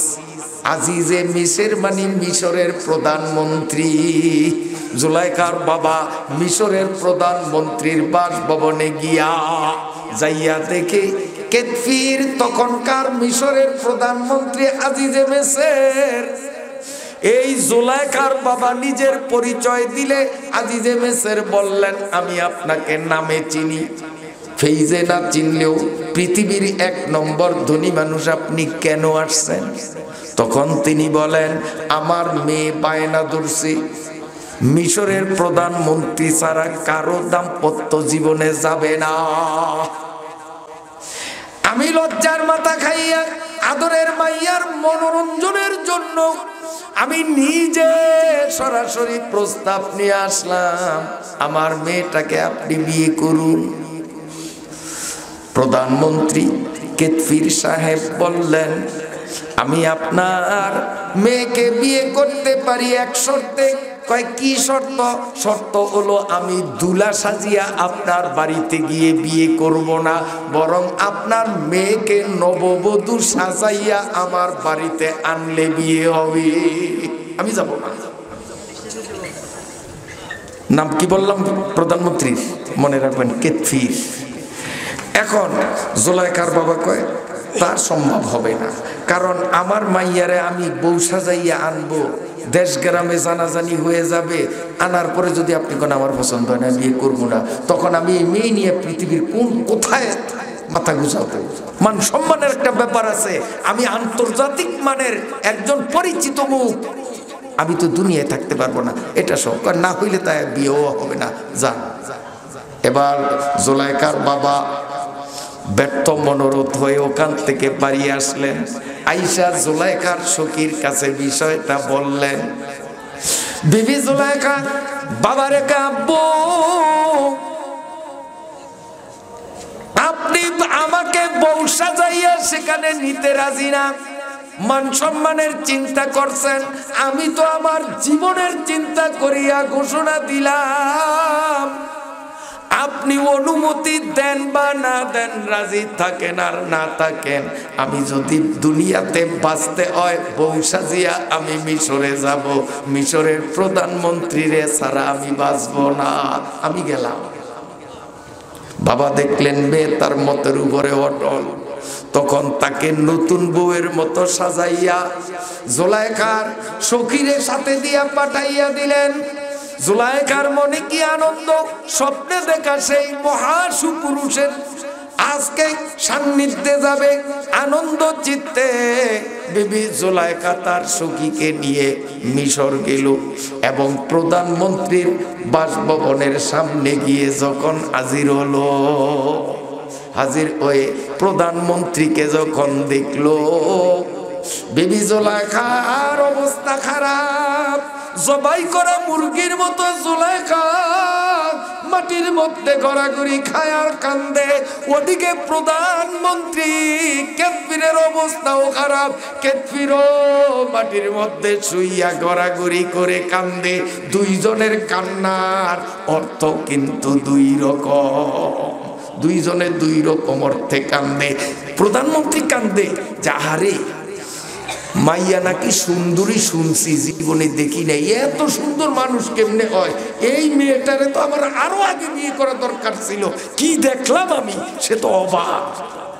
যা শুনছি তার চেয়েও তো অনেক গুণ বেশি সুন্দরী, এই বউনি বিয়ে করতে আমি দেরি করলাম, ওই দুঃখে এখন সে বেহাল হয়ে বেহুশ হয়ে গড়াগড়ি খায়। আর জুলাইখায় বেহুশ কেন? জুলাইখা তার সখীরে কয়, সখীরে বন্ধু তো আমারে পরিচয় দিল, মিশরের প্রধানমন্ত্রীর বাসভবনে গেলে তারে পাবো। এখন তো দেখি সরকারি বাসভবন, এটা ইউনিফর্মের দিকে লক্ষ্য করলেও দেখা যায় এই লোকটাই প্রধানমন্ত্রী, কিন্তু আমার স্বপ্নে দেখা বন্ধুর চেহারার সাথে তো এর কোনো মিল নাই। এটা তো আমার বন্ধু না, আমি তো গেলাম, এটা তো আমার বন্ধু না। সখী ছিল বুদ্ধিমান, সখী কয়, জুলাইখা তাহলে তোমার বন্ধু কি তোমার এইভাবে পরিচয় দিছে? হ্যাঁ এইভাবে। কয় তাহলে একটা কাম কর, তুই এখান থেকে দেশে যাইস না, তোর বন্ধু যখন একে একে 3 দিন দেখা দিয়া নাম ঠিকানা দিছে, এখন আসছো যখন, বিয়ে না হলেও মান সম্মানের ব্যাপার স্যাপার আছে, এই প্রধানমন্ত্রীর কাছে বিয়ে হ, তাহলে এই বাসভবনে থাকার তোর জায়গা হবে। আর বন্ধু যখন ঠিকানা এইটা দিছে, 1 যুগ 12 বছর পরে হলেও তোর বন্ধুর এখানে পাওয়া যাবে, এখানে থাকতে হবে। এখন জুলাইখা রাজি হইল, জুলাইখা বিয়েতে রাজি হইল। আড়ম্বরপূর্ণ অবস্থায় বিবাহ শাদী হবে। মজলিসটি, আসমানের ফেরেশতারা মিছিল শুরু করছে। ফেরেশতারা আল্লাহকে, কিরে আবার তোরা কি হরতাল ডাকবি, মিছিল করো কে? আল্লাহ আপনি দুনিয়ার দিকে একটু তাকিয়ে দেখেন না কি ঘটতেছে। কয় কি, আমি তো দেখি, কি হইছে? আল্লাহ আপনি না আমাদেরকে বলছেন জুলাইখারে আপনি ইনটেক রাখবেন, তাকে কুমারী রাখবেন, ইউসুফ নবীর জন্য বরাদ্দ করছেন, সেকেন্ড হ্যান্ড বানাইয়া দিবেন না। কিন্তু মজলিস তো বসছে, এক্ষুনি তো বিয়ে হয়ে যাবে, আর কেতপীরের কাছে গিয়েই তো সে সেকেন্ড হ্যান্ড হয়ে যাবে। ইউসুফে তো আর ইনটেকটা পাইল না। আল্লাহ রাব্বুল আলামিন ফেরেশতাদেরকে বলে, তোরা ধৈর্য ধর, তোরাও যেমন দেখো আমি আল্লাহ তেমন দেখি। আমি বরাদ্দ করেছি জুলাইখারে আমি ইনটেক রাখবো, কুমারী রাখবো। আমি আল্লাহ পারি না না পারি দেখাবো। এবং শুধু তাই না, ওই 4টা মৌলিক চাহিদা জান্নাতে পূরণ করতে গিয়ে জান্নাতের গেটের অটো মেশিনে বুড়ারে জোয়ান বাড়াইতে পারি কিনা আমি আল্লাহ হাতে কলমে দেখাইয়া দিব। সুবহানাল্লাহ, সুবহানাল্লাহ। কষ্ট হয় মনে হয় আপনাদের? আল্লাহ যদি আপনারা বলেন যে হুজুর কষ্ট হয়, তো আমি কি বলবো। আমার বাড়ি ভোলা, কিন্তু ভোলাতে আসি নাই। গত রাত্রে মাহফিল ছিল লালমোহন, লালমোহন থেকে মাহফিল সাইরা যে কোনো প্রয়োজনে আমি চলে গেলাম চরপেশন। এই যাইতে যাইতে পথে পথেই রাত্র শেষ। এরপরে মোটামুটি একটু শুইছিলাম, কিন্তু আমার সফর সঙ্গে একজন যে আসিল, মাশাআল্লাহ। আমার আবার একটা বদ অভ্যাস, মশাই যদি ব্যান ব্যান করে আর কেউ যদি নাক টানে মেয়াবাড়ির মসজিদে, আর আমি যদি এখানে থাকি, হালকা আওয়াজ যদি আসে, আমার ঘুম কিন্তু আরাম হয়ে যায়, ঘুমাইতে পারি নাই। আর দিনে, সারা দিনের মধ্যে এই পিঠের সাথে বিছনার সাথে এখনো মোলাকাত করব এমন সুযোগ হাতে পাই নাই। এরপরও শত শত মাইল জার্নি করে আপনাদের এখানে আসলাম। আলহামদুলিল্লাহ এখনো আপনাদের দোয়ায় সুস্থ বদনে কথা বলতেছি। তাহলে আপনারা আমার থেকে ক্লান্ত বেশি মনে হয়। সাইরা দেই, তাহলে সাইরা দেই, কি বলেন? হ্যাঁ, জিকির করেন লা ইলাহা ইল্লাল্লাহ। সময় কত হয়েছে?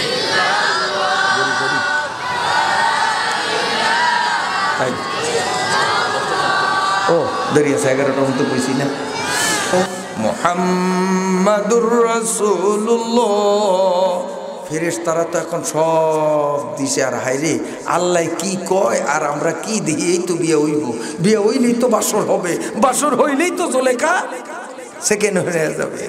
বিষ্ণু হাফেজ বতু গুয়াম কে গুলতা জানমি মানাত আগার মানাদ সবে দিগার নমি মানাত হেজাবে নৌরু সাদর বরে সৌ আর নমি মানাত আগার মানাদ সবে দিগার নমি মানাত। এই তো সেকেন্ড হবে। আল্লাহ কি কয় আর আমরা কি দেখি। তারপরেও ফেরেশতারা চুপ। বিয়ে শাদী হইয়া গেল। এখন বিয়ের পরে বাসর ঘরে বউ সাজাইয়া জুলাইখারে রাখলো। জুলাইখার বৈধ স্বামী কেতফির তথা প্রধানমন্ত্রী বৈধ স্ত্রীর সাথে বাসর করার জন্য যখন রুমে ঢুকলো, দরজার সিটকানি বন্ধ করলো, বিবি জুলাইখার খাটের কাছে গেল, এখনো খাটে উঠলো না, জুলাইখারে টাচ কইরা সারলো না। আল্লাহ রাব্বুল আলামিনের নিপুণ কুদরতে ওই কিতফিরের মাথার তালু থেকে পায়ের তালু পর্যন্ত সারা শরীর থেকে যৌন ক্ষমতা উদাও হয়ে গেল। অনেকের হয়তো বিশেষ অঙ্গের ক্ষমতা হারায়, কিন্তু হাতে ক্ষমতা ধরলে টাচ করলে একটু যৌন তৃপ্তি পায়, চুম্বনে তৃপ্তি পায়, গা ঘেঁষা দিলে তৃপ্তি পায়, হয়তো তার বিশেষ অঙ্গের কারণে সাকসেস হইতে পারে না। কিন্তু বিবি জুলাইখার খাটের কাছে যাওয়ার আগে আল্লাহ রাব্বুল আলামিন তার নিপুণ কুদরতের খেলা খেললেন। ওই কিতফিরের মাথার তালু থেকে পায়ের তালু পর্যন্ত সারা শরীরের সব জায়গার থেকে যৌন ক্ষমতা উড়ে গেল নির্জীব কাঠের মতো। এই যে নিষ্প্রাণ কাঠ, এই কাঠের উপর আমি নবীপুরীরে উঠাইয়া বিশ্ব সুন্দরীরে আইনা বসাইলে ওর সুরসুরি আসবে তো? ওর শরীর গরম হবে না? কথা কয় না? হ্যাঁ, ওর মধ্যে অনুভূতি নাই। এবার কেতফিরের অবস্থা তাই হয়ে গেল। কেতফির কয়, কিরে কি হইল, কি হইল, কি হইল, কিরে কি হইল? আবার কেতফির বাইরে যায়, দেখে তার সব ঠিক। আবার যখন রুমে আসে, অটো সিস্টেম। বাইরে গেলে বালা, ভিতরে আইলি কাম হয়ে যায় অটো। সুবহানাল্লাহ কয় না মুসলমান? কার কুদরত? কার কুদরত? আল্লাহর কুদরত। কেন? আল্লাহ পাকের সিদ্ধান্ত। আল্লাহ পাক নবীর ইজ্জত করবেন ইনটেক নারী দিয়া, কুমারী নারী দিয়া। কাজী এই কুমারী নারীকে সেকেন্ড হ্যান্ড বানাইবে এমন শক্তি কেতফির তো বালকতা ওর দাদা নাই। ইউসুফ নবীরে আল্লাহ ইজ্জত করবেন। ইউসুফ নবী দুনিয়াতে আর আসবে না। ইউসুফ নবীর ওয়ারিস হলো এই উলামায়ে কেরাম। অতএব এখান থেকে আমাদের শিখতে হবে, আমাদের সর্ববিষয়ে উলামায়ে কেরামদের ইজ্জত করা লাগবে। কারণ আল্লাহ নবীর ইজ্জত করছে, নবীর ইজ্জত থেকে আমরা শিখব উলামাদের ইজ্জত। ঠিক আছে নি আমার ভাইরা বাবাজিরা? এখন এই কেতফির জুলাইখার সাথে এক বিছানায় শুই, এক প্লেটে খায়, এক বাথরুমে গোসল সারি, কিন্তু যৌন তৃপ্তি এক সেকেন্ডও নিতে পারে নাই। এখন জুলাইখা হলো 18 বছরের ভরা যৌবনা নারী। প্রথম সাক্ষাতেই স্বামীকে পেল সে এভাবে নয়ন সুখ, বুঝলেন না? খোঁজা কন্ত জুলাইখার মনে শান্তি আসেনি রে? কথা কন না কা? শান্তি আছে? জুলাইখার মনে শান্তি নাই। তারপরেও জুলাইখা কয় না আমারে তালাক দেন, কয় না। সমাজে কারো কাছে স্বামীর দুর্বলতা প্রকাশ করে না, কেতফিরও করে না তার মান সম্মান, জুলাইখাও করে না মান সম্মানের জন্য না। জুলাইখা চিন্তা করে, আমি তো এখানে এই প্রধানমন্ত্রীর জন্য আসি নাই, আমি তো আসছি আমার মনের মানুষটারে পাওয়ার জন্য। অতএব মনের মানুষটারে যতদিন আমি না পাবো ততদিন এই খোঁজার সাথেই খাইব, খোঁজার সাথে শুইব, খোঁজার সাথেই চলবো, কিন্তু মন তারে আমি দেব না। মন হলো আমার স্বপ্নে দেখা মানুষ। ঠিক না ভাই? ঠিক। আল্লাহ রাব্বুল আলামিন শিখাও দুনিয়ার মানুষরা, জুলাইখা শয়নে স্বপনে আহারে বিহারে চাল চলনে কেতফির নামক প্রধানমন্ত্রীর সাথে থাকে, কিন্তু মন তার সাথে না, মন হলো ইউসুফের সাথে। এখান থেকে শিখতে হবে দুনিয়ার মানুষ, তুমিও তোমার স্ত্রী, পুত্র, আত্মীয় স্বজন, প্রতিবেশীর সাথে উঠা বসা করবা। তুমি ব্যবসা বাণিজ্য করবা, চাকরি বাকরি, কৃষি কাজ করবা, এগুলোর সাথে তুমি সম্পৃক্ত থাকবা। মন এদের দিবা না, তোমার মন দিতে হবে একমাত্র মনের জিনিস আল্লাহকে, ঠিক কিনা? কিন্তু আশ্চর্য লাগে আজকে মুসলমান রে তার শ্বশুর বাড়ি যাইতে দেখা যায়, যাইনিও জোয়ানরা শ্বশুর বাড়ি। আর যুবকদেরকে শ্বশুর বাড়িতে পাওয়া যায়, যুবকদেরকে খালা বাড়িতে পাওয়া যায়, যুবকদেরকে নানা বাড়িতে পাওয়া যায়, যুবকদেরকে ব্যবসা প্রতিষ্ঠানে পাওয়া যায়, যুবকদেরকে স্কুল কলেজে পাওয়া যায়, অফিসে পাওয়া যায়, কিন্তু যুবকদেরকে আল্লাহর বাড়ি মসজিদে পাওয়া যায় না। ও ভাই, তুমি চাকরির সাথে থাকো, ব্যবসার সাথে থাকো, আত্মীয় স্বজনের সাথে থাকো, জুলাইখা মার্কা হইয়া থাকতে হবে। এদের সাথে থাকবে তোমার দেহ, মন থাকবে কার সাথে? জোরে কোন কার সাথে? এই জন্য যুবক বন্ধুরা, হাতে দড়ি পায়ে দড়ি বাবারে, আল্লাহর সাথে যদি মন দিতে হয়, আল্লাহর বাড়ি ডেলি 5 বার আসা লাগবে কিনা? এবার জুলাইখা রইল, ওই খোঁজা স্বামীর ঘর করতেছে, করতে করতে করতে করতে অনেক দিন গেল। এর মধ্যেই খোঁজা স্বামী কেতফির মারা গেল। এদিকে ইউসুফ কুয়ার থেকে উঠিয়া, অনেক লম্বা কথা, মিশরে গোলাম হয়ে বিক্রয় হলো। এরপরে আরো অনেক পরে ইউসুফ মিশরের প্রধানমন্ত্রীর মিশরের খাদ্য অর্থমন্ত্রিত্বের তিনি মালিক হয়ে গেলেন। মানে যখন ইউসুফ আলাইহিস সালামকে একদিন বাদশা রাইয়ান ডাকিয়া, জেলখানার থেকে ডাকিয়া, ইউসুফ রে, তুমি আমারে যেইভাবে স্বপ্নের ব্যাখ্যা দিছ, এতে বুঝছি তুমি খুব বিচক্ষণ, তুমি বড় বুদ্ধিমান। এজন্য আমি তোমাকে স্বেচ্ছায় আমি তোমার কাছে পরামর্শ নিতে আসলাম যে সামনে দুর্ভিক্ষ আসবে, তখন আমি দেশটাকে কিভাবে কন্ট্রোল করব, দুর্ভিক্ষ মুক্ত করব।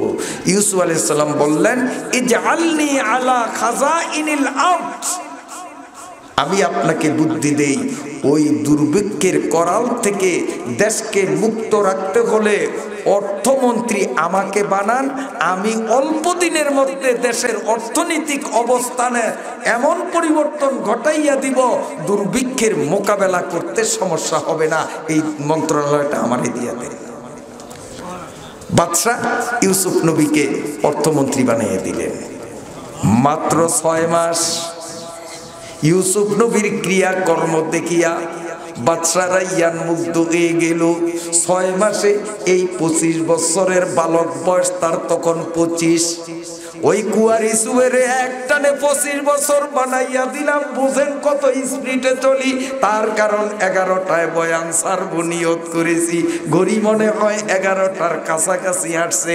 কাজী কুয়ার থেকে একটানে 25 বছরের যুবক বানাইয়া দিলাম। সুবহানাল্লাহ, সুবহানাল্লাহ। আমার ভাইরা বাবাজিরা বন্ধুরা, বলবো ইউসুফ আলাইহিস সালাতু ওয়াস সালাম এখন মিশরের অর্থমন্ত্রী।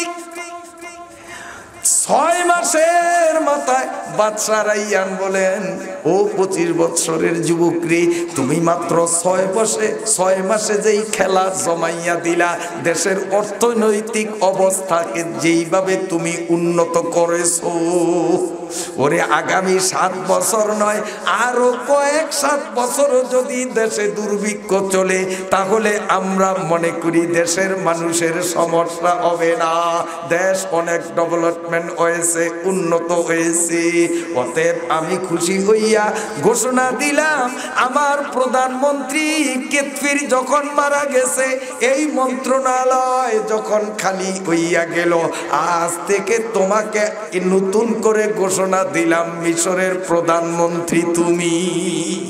আজিজ মিসর। এখন উনি কয় দায়িত্বে? 2 দায়িত্বে, 2 মন্ত্রণালয়। একটা হলো বিশেষ মন্ত্রণালয়, আরেকটা হলো সর্বোচ্চ মন্ত্রণালয়। বিশেষ মন্ত্রণালয় অর্থ মন্ত্রণালয়, সেই বিভাগেরও তিনি প্রধান। আবার সকল মন্ত্রণালয়ের উপরের মন্ত্রণালয় প্রধানমন্ত্রী, সেইটাও দুইটা। এইভাবে চলছে। এরপরে চলতে চলতে এইভাবে কিছুদিন পরে প্রধানমন্ত্রীর পাওয়ার পাইয়া যখন উনি ক্ষমতা পাইছেন, দেশের উন্নয়ন, অগ্রগতি, প্রগতি মুখ যখন উন্মুক্ত করলেন, বাদশা রাইয়ান সকল রাজনৈতিক নেতা, বুদ্ধিজীবী, শিক্ষিত মানুষগুলোরে ডাকলো। লক্ষ লক্ষ মানুষের সমাবেশে বাদশা রাইয়ান বলল, এই 25 বছরের যুবক জীবিত থাকতে তার উপস্থিতিতে আমি রাইয়ান কেন, মিশরের কোন ব্যক্তি সর্বোচ্চ ক্ষমতার চেয়ার রাষ্ট্রপতি, আমাদের দেশে যেমন রাষ্ট্রপতির থেকে প্রধানমন্ত্রীর পাওয়ার বেশি, তখন কিন্তু ওই দেশে প্রধানমন্ত্রীর উপরের চেয়ার থাকতো রাষ্ট্রপতির। রাষ্ট্রপতি রাইয়ান বলেন, আমি ইউসুফরে 2টা মন্ত্রণালয় দিলাম, তার ক্রিয়াকর্ম দেখিয়া মুগ্ধ হইলাম, সবাই সমর্থন করল। অমনি বাদশা রাইয়ান নিজের মাথার থেকে রাজমুকুট খুলিয়া ইউসুফ নবীর মাথায় পরাইয়া বললেন, আমি জীবিত থাকতেই আজকে ইউসুফের আরেকটা চেয়ার বাড়াইয়া দিলাম। ইউসুফ শুধু এদেশের অর্থমন্ত্রী না, ইউসুফ শুধু প্রধানমন্ত্রী না, আজ থেকে সেই সাথে ইউসুফ এদেশের প্রেসিডেন্ট, রাষ্ট্রপতিও। মন্ত্রণালয় কয়টা এখন তার? 3টা। রাষ্ট্রপতি, প্রধানমন্ত্রী, অর্থমন্ত্রী, 3 বিভাগের প্রধান। ইউসুফ আলাইহিস সালামের তো এই অবস্থা। এখন উনি দেশের পাওয়ারফুল নেতা, পলিটিক্যাল বড় রাজনীতির মালিক। এদিকে বিবি জুলাইখা কেতফির মরিয়া যাওয়ার পরে সারা দিন রাত 24 ঘন্টা শুধু ইউসুফ ইউসুফ ইউসুফ ইউসুফের জিকির করে। কারণ ও তো কেতফিরের জন্য আসে নাই, আসছে ইউসুফের জন্য। ইউসুফ কেন পাই না? এইভাবে ইউসুফের চিন্তা করতে করতে করতে করতে করতে করতে এখন ওই বাসভবনের সামনে জংলার কিনারে একটা ভাঙ্গাচুরা শীর্ণ জীর্ণ ঝুপড়ি বানাইয়া জুলাইখা ওখানে বসবাস করতেছে। আর 24 ঘন্টা ইউসুফ ইউসুফ করতে করতে এখন তার বয়স 40 হয়ে গেল। মোটা ছিল স্বাস্থ্য, শুকাইয়া এমন চিকন, শুধু হাড্ডি আছে, গোশত নাই। এ আমার জামার আতা যেমন নড়ে, তার চামড়াগুলি এইরকম নড়ে, গালের গোশতগুলো কাপড়ের মতো নড়ে, একদম ফেকাশে বুড়া, মাজা কোমর বাঁকা হইয়া গেছে। তারপরেও ইউসুফ রে বলে না। আল্লাহ রাব্বুল আলামিন বলেন, ও দুনিয়ার মানুষরা দেখ, এই বুড়ির মধ্যে কোন যৌন ক্ষমতা নাই, ওর মধ্যে সেক্স পাওয়ার বলতে নাই। তারপরেও সে যাকে ভালোবাসে তাকে এই বয়সে 1 সেকেন্ডের জন্য বলে না, বন্দারে তোরাও যদি আমি আল্লাহর প্রেমিক হইয়া থাকো, সুখে থাকো আর দুঃখে থাকো, আমি আল্লাহর 1 সেকেন্ড তোমরা ভুলিও না। হাইয়া আলাস সালার আওয়াজ পাইলে দোকান বন্ধ করিয়া আসা লাগবে। ঠিক আছে কিনা? হযরতে ইউসুফ আলাইহিস সালাম রাজ সিংহাসনে শান শওকাতে, এদিকে জুলাইখার অবস্থা বড় করুন, জুলাইখার অবস্থা করুন। তাফসীরের কিতাবে লেখে হযরতে ইউসুফ আলাইহিস সালাম ঘোড়ার পিঠে চড়িয়া, কারণ তখনকার দিনে হেলিকপ্টার ছিল না, মাইক্রোবাস ছিল না। হযরতে ইউসুফ ঘোড়ার পিঠে চড়িয়া দাম্ভিকতার সাথে রাষ্ট্রীয় সফরে কোথাও যাইতেছিলেন।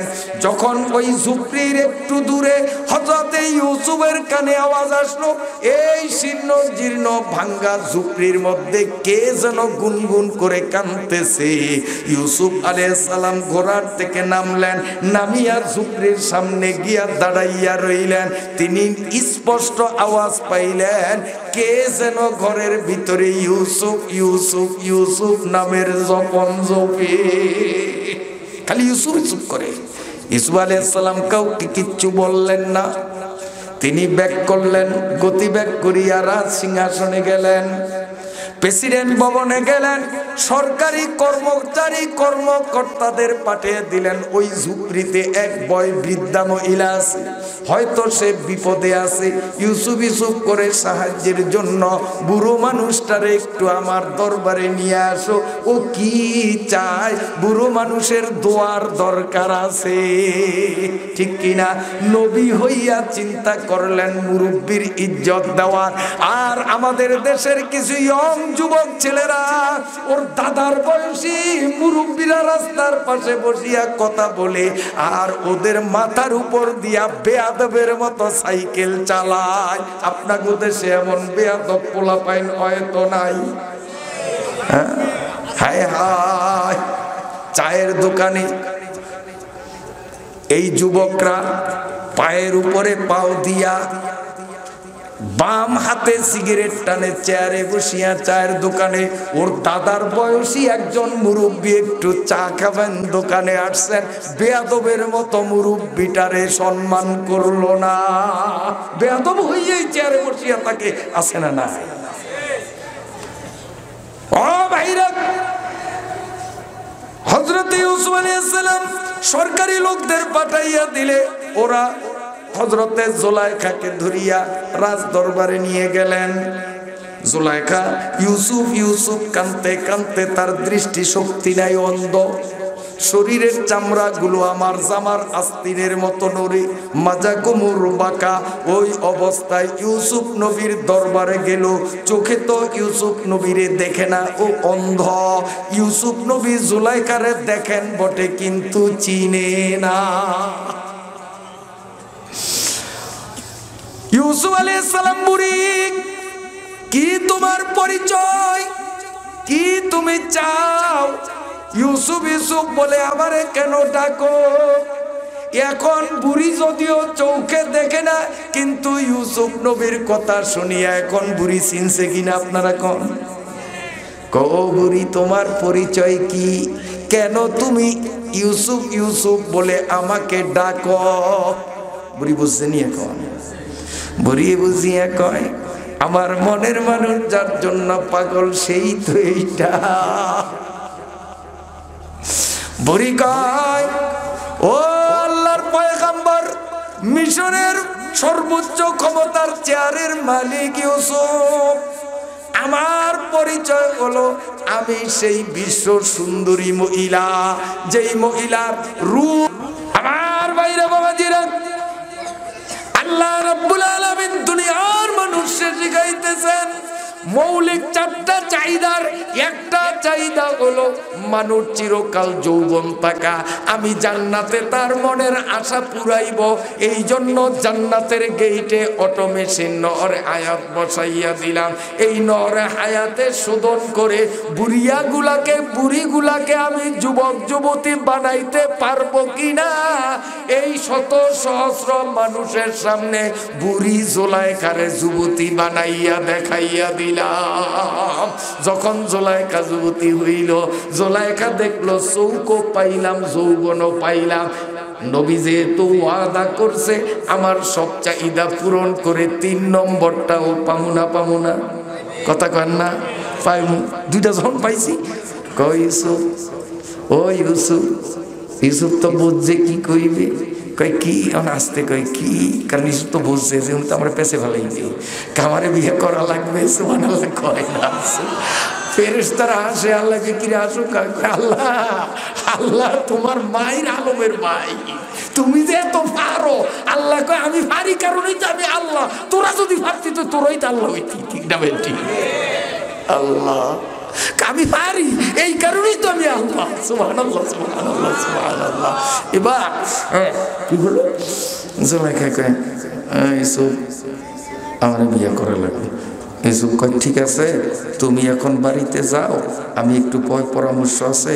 কারণ তখনও ইউসুফ নবীর ঘরে বউ কিন্তু 3 জন। কয়জন? তো বউদের সাথে একটু পরামর্শ দরকার আছে না? হ্যাঁ, তারপরে আমি একটু পরামর্শ করে নেই, তুমি বাড়িতে যাও, তারপরে রেজাল্ট পরে দেব। এই কথা বলে গেছে। এদিকে ইউসুফ নবীর ঘরে বউ 3 জন, পোলা মাইয়া কিন্তু একটাও নাই, কোনো সন্তান হয় নাই, কোনো সন্তান হয় নাই। নিঃসন্তান। এখন জুলাইখায় প্রস্তাব দিয়া জুলাইখায় হাসতে হাসতে যায়। ইউসুফের এখন টেনশন, এখন জুলাইখায় হাসে। জুলাইখায় হাসে আর মনে মনে কয়, দুইটা যখন পাইছি ওইটাও আমি পাবো।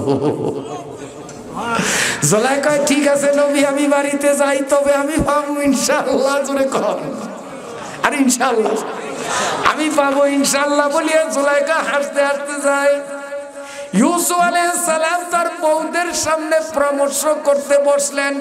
এই ফাঁকে আল্লাহ রাব্বুল আলামিন জিবরাইল রে পাঠাইয়া দিলেন। জিবরাইল আইসা আসসালামু আলাইকুম গো আল্লাহর নবী। নবীজি কয়, এই আমার বউরা আসছি তোদের সাথে পরামর্শ করতাম, তো আল্লাহর ফেরেশতা আসছে মেহমান, আগে ফেরেশতার সাথে একটু কথা বলি। কয় ঠিক আছে ঠিক আছে, ফেরেশতারে কথা কয়ে বিদায় করেন, এরপর আমাদের পারিবারিক পরামর্শ পরে হবে।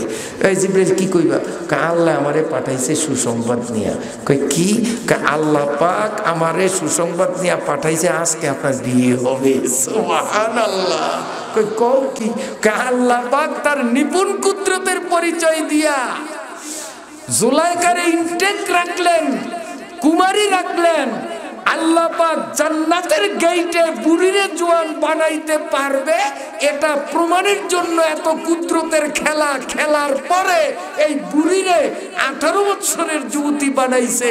আজকে জুলাইখার সাথে আপনার বিয়ে আল্লাহ পাক সিদ্ধান্ত নিছে। হযরতে জুলাইখার সাথে ইউসুফ আলাইহিস সালাতু ওয়াস সালামের বিয়াও হইছে। তাফসীরের কিতাবের মধ্যে লেখে এরপরে মেয়ে হইছে ওই ঘরে 2টা, ছেলে হইছে ওই ঘরে 3টা। বলেন সুবহানাল্লাহ। আল্লাহ পাকের কি কুদরত! এজন্য আল্লাহ বলেন, ওয়ালাকুম ফিহা মা তাশতাহি আনফুসুকুম, তোমাদের মনের সকল চাহিদা পূরণ করা হবে জান্নাতে। ওয়ালাকুম ফিহা মা তাদউন, যা দাবি করবা সব ওখানে পাবে। ওই জান্নাতে যাইতে নিয়ত আছে নি আমাদের? তো জান্নাতে যাইতে হলে খবরদার নামাজ রোজার দরকার নাই, ঠিক আছে? লাগবে লাগবে। থাকবো দুনিয়াতে, মন থাকবে আল্লাহর সাথে। জুলাইখা ছিল কেতফিরের সাথে, মন ছিল ইউসুফের সাথে। আমারও এইভাবে মন কার সাথে রাখবো? আল্লাহর সাথে। আল্লাহ কবুল করেন। মুহতারাম হাজিরিন, কে উঠবেন না, ছোট্ট মুনাজাত দেব।